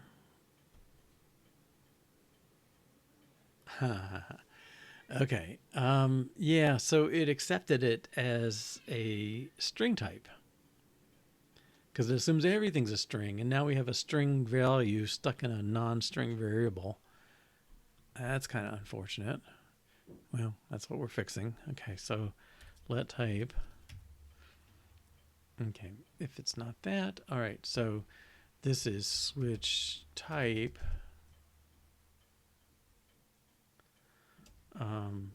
Case dot string is the easy one.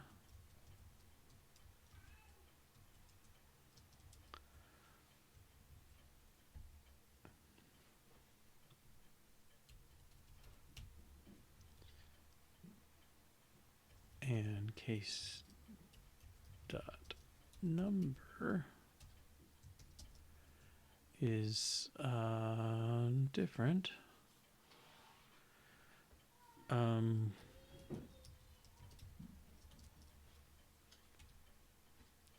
Default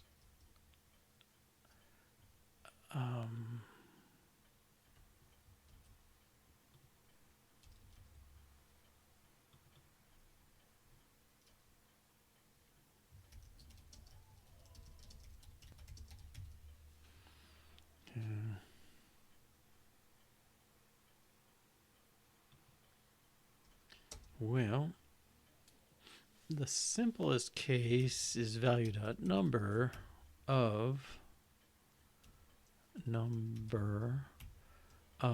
float of fields of index. Does that work with a string? Okay, and we'll just hard code for now. Let me pull out the field.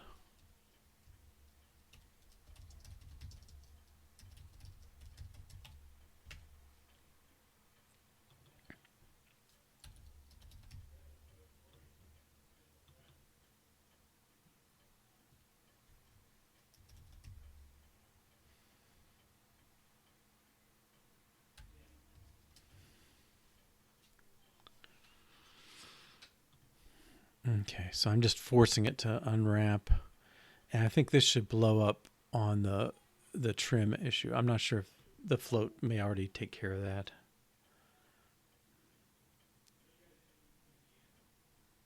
Expectedly found nil.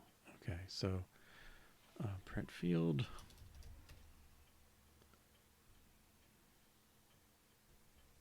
Print string field.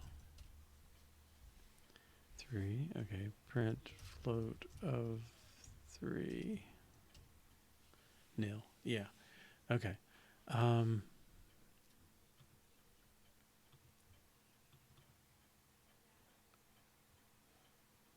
Field. Let's make this a string.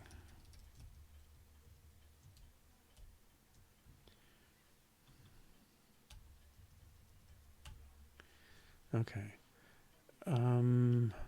Field dot trim characters in. I think I can say dot something. Spaces, white spaces. Okay.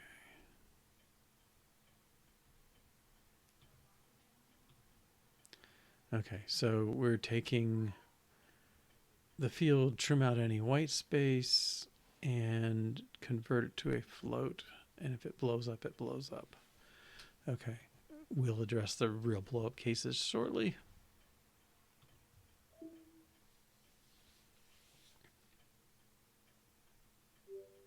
Good.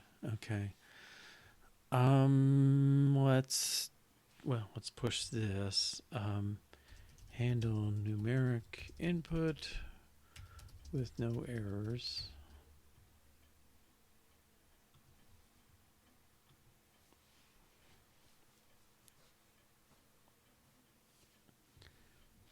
Okay, and I kind of want to vary this a little and just make sure that should still work.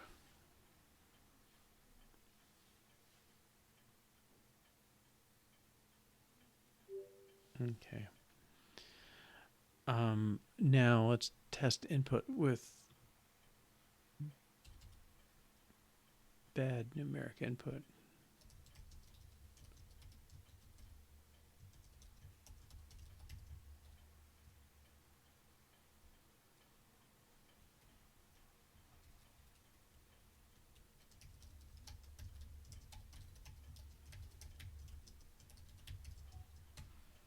All right.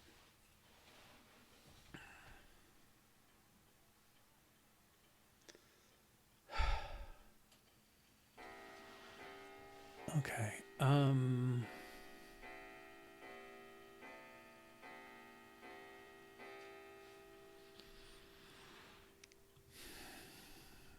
What's the situation? Well, the problem is this float, this bang here, right? It could fail.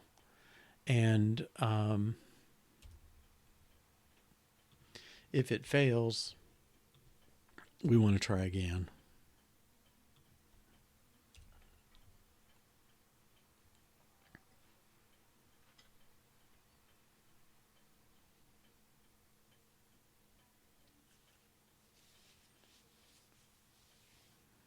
Okay, so I want to test that there's a message at least first.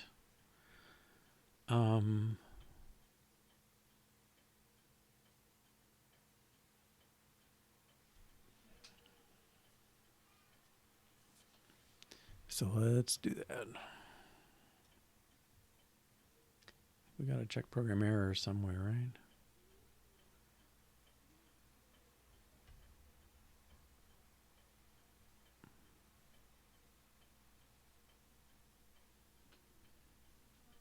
I thought I had an error checking. I expected error.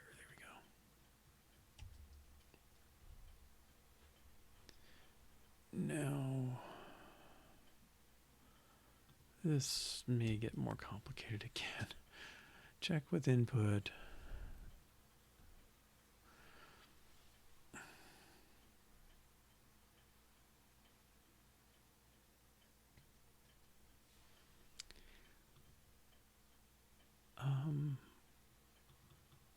Let's take this case again.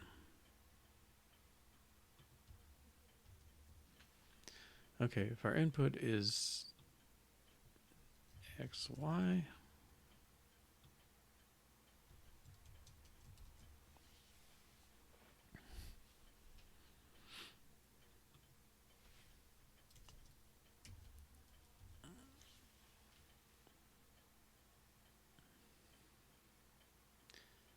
well, yeah. Okay, input is, we run this, we come back, we're waiting for input. I don't think I need to assert this time. We feed in hello 4.75, we resume, and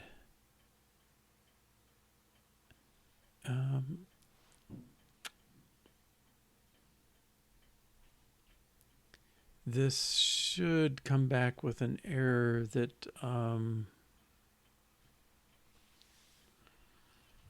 non-numeric input for numeric variable, try again. Okay. And that doesn't do it. And I think in this case we don't need to split this apart. So let's just add this.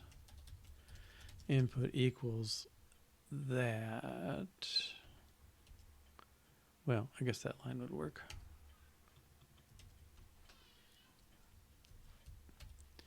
Okay, so now we run. We don't need to stop here. I guess the run is going to trigger it.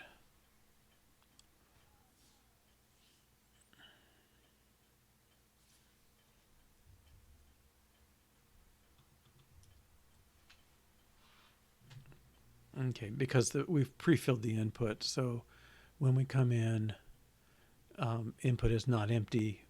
We can continue on and try and separate and all that stuff. All right, this should fail. We don't detect that error.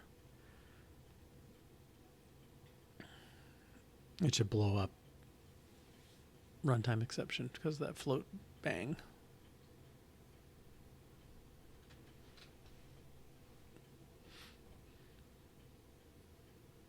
Okay, yep, that's the right place. Okay, and so I'm going to do a guard.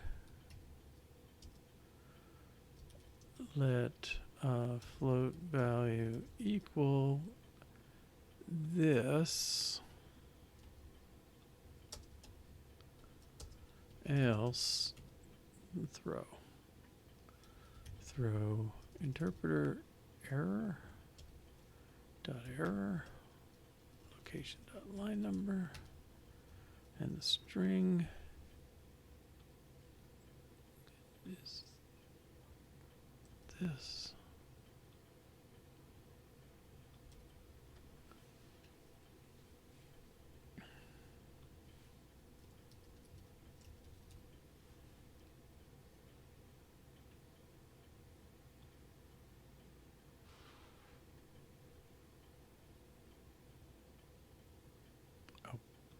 That off. Okay, and we'll try that test again. And it should pass now. Yay. Okay. Type check for numeric input.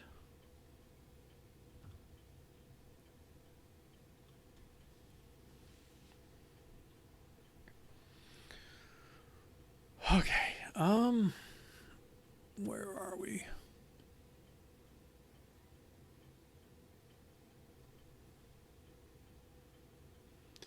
I guess we could check this type.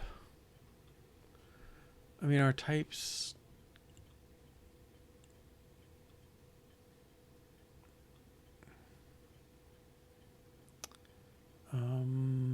Where's type?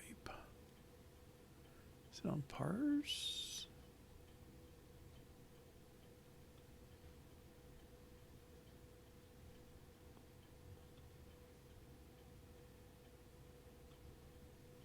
Type. Okay.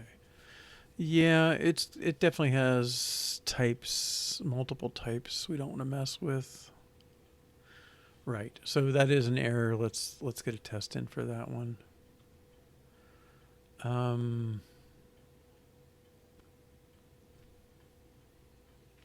Can I trigger that though? Well, theoretically it's a can't happen.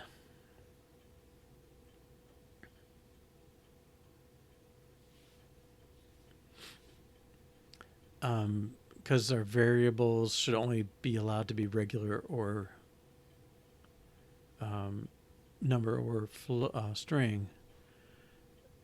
There's no missing and optional and all that stuff doesn't come up in this part. So I think this is a can't happen.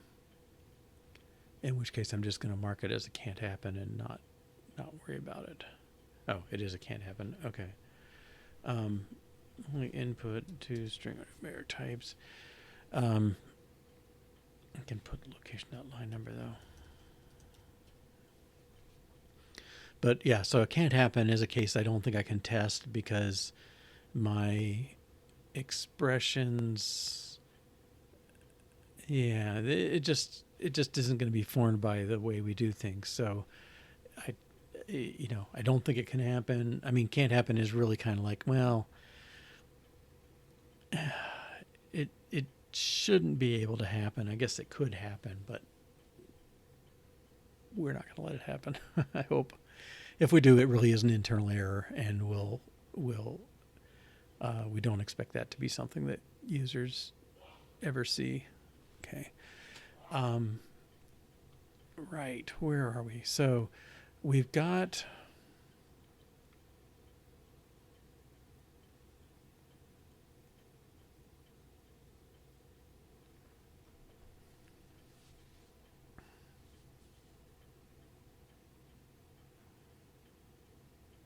I'm wondering if we can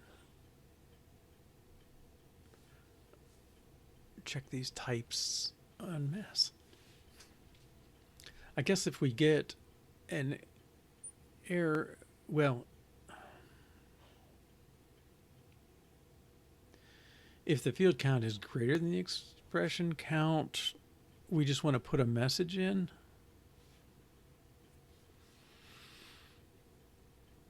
The other thing is, I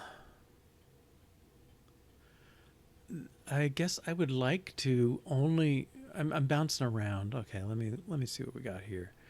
Where does it go for input? Okay, I guess what the answer we have right now is there's a separate input text field. Okay.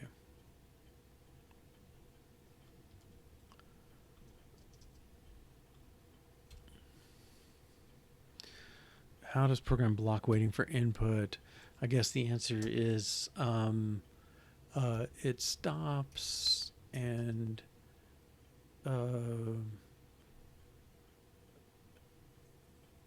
view resumes it after input.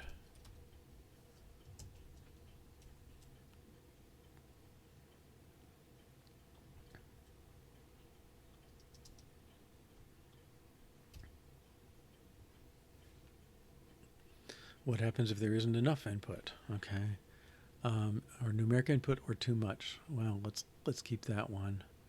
If there's too much input,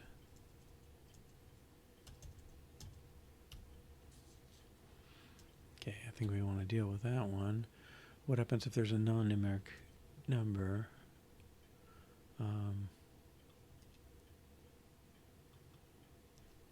The answer is if non-number in numeric input, you're asked to try again. Okay. What happens if there's too much input?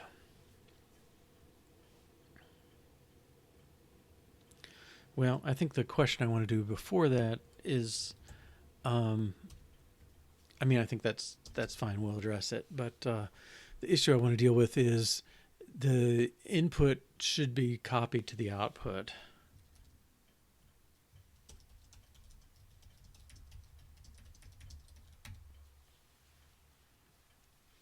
Okay. And then the other thing is, I think the input text field should show only if waiting for input. Okay, that'll help some too. All right, input should be copied to the output. So I think that's going to change our interpreter tests.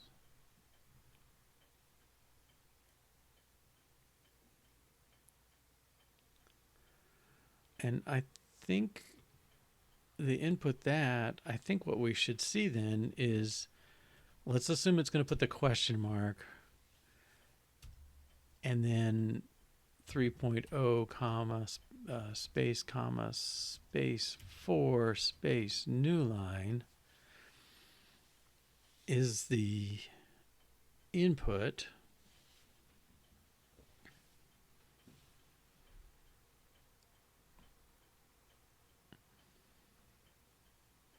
Well, all these should reflect that. Let's just take this one first, and then we'll figure out the others.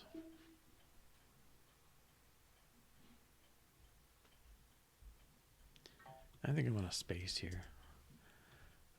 3, 4 is not equal to that. Okay. So this, I think,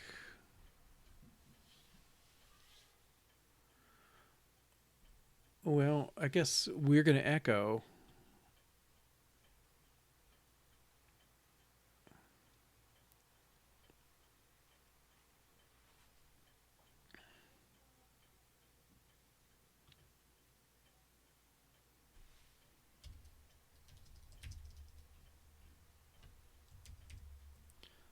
Let's pull this out. It's the line. I don't think I need to say string here since it pretty clearly is. Okay. And what we're saying is this should do, well, in effect, it should do a print. I think we have,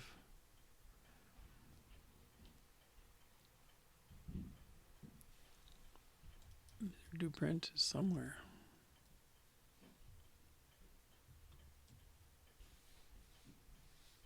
Yeah, so a series of printable values will append it. Okay, so we want to do that. Well,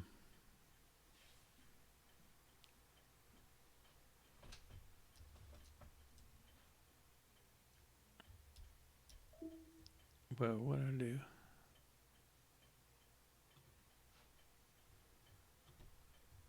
Find input.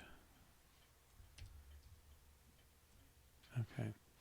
Yeah, so I want to say do print and then an array of stuff, and new line is true. Okay. And in my stuff, I have to have printables, which I think they're parse, not here. Okay, where's parse? Printables. Okay, thin space tab or expressions. Okay. And expression can be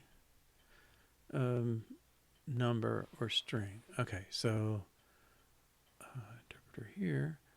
My first thing is a string question space, and then I want to print the line. String line.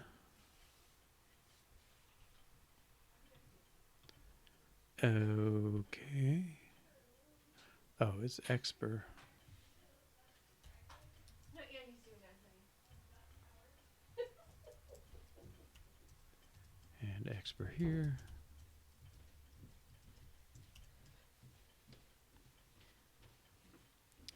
Okay, and a try. Okay, so there's the print space, the question mark space, the line they inputted, and a new line. As something we're doing during this input process, we always come in with some sort of line. We'll echo it. Okay, I think that will do it.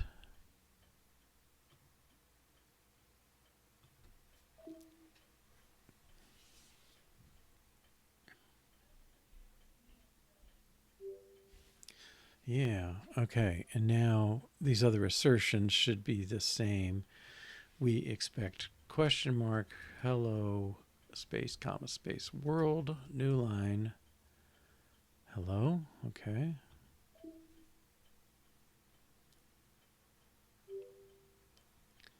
And this one we expect question mark, hello, new line, hello.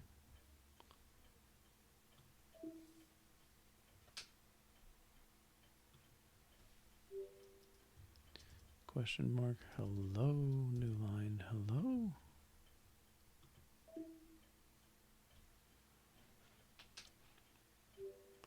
Okay, I think that's all of them.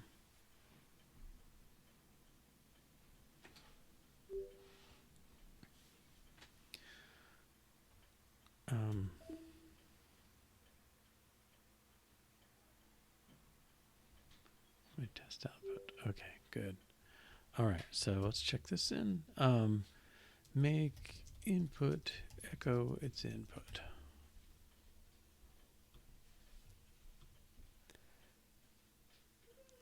All right, then this tab, I wanted to change the name. I think the name's down here. Instead of output, let's call it run.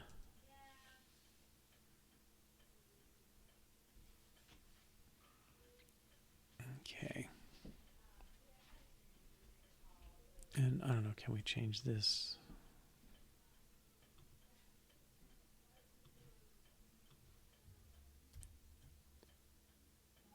Run. Okay, I think that will do it.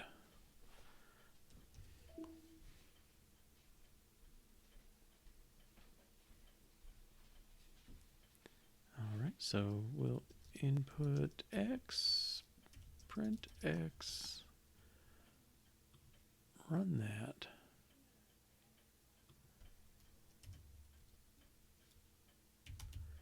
And I don't know if that'll come out evenly. Yeah, we get an approximation. Okay, I think we're closing in on what would be expected. This somebody could let's see.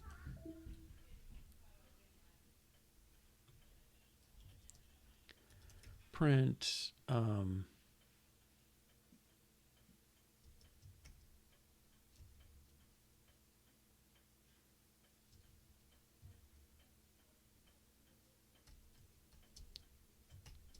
put the semicolon in, new line, input X, and then we haven't tried this. This should work.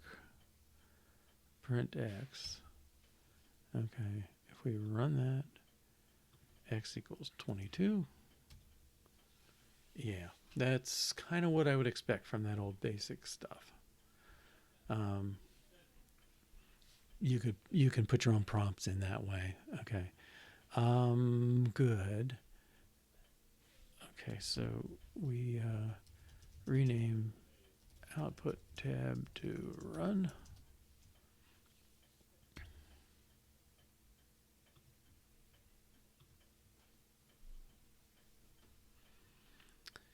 Okay, where are we? Input should be copied to the output. Yes.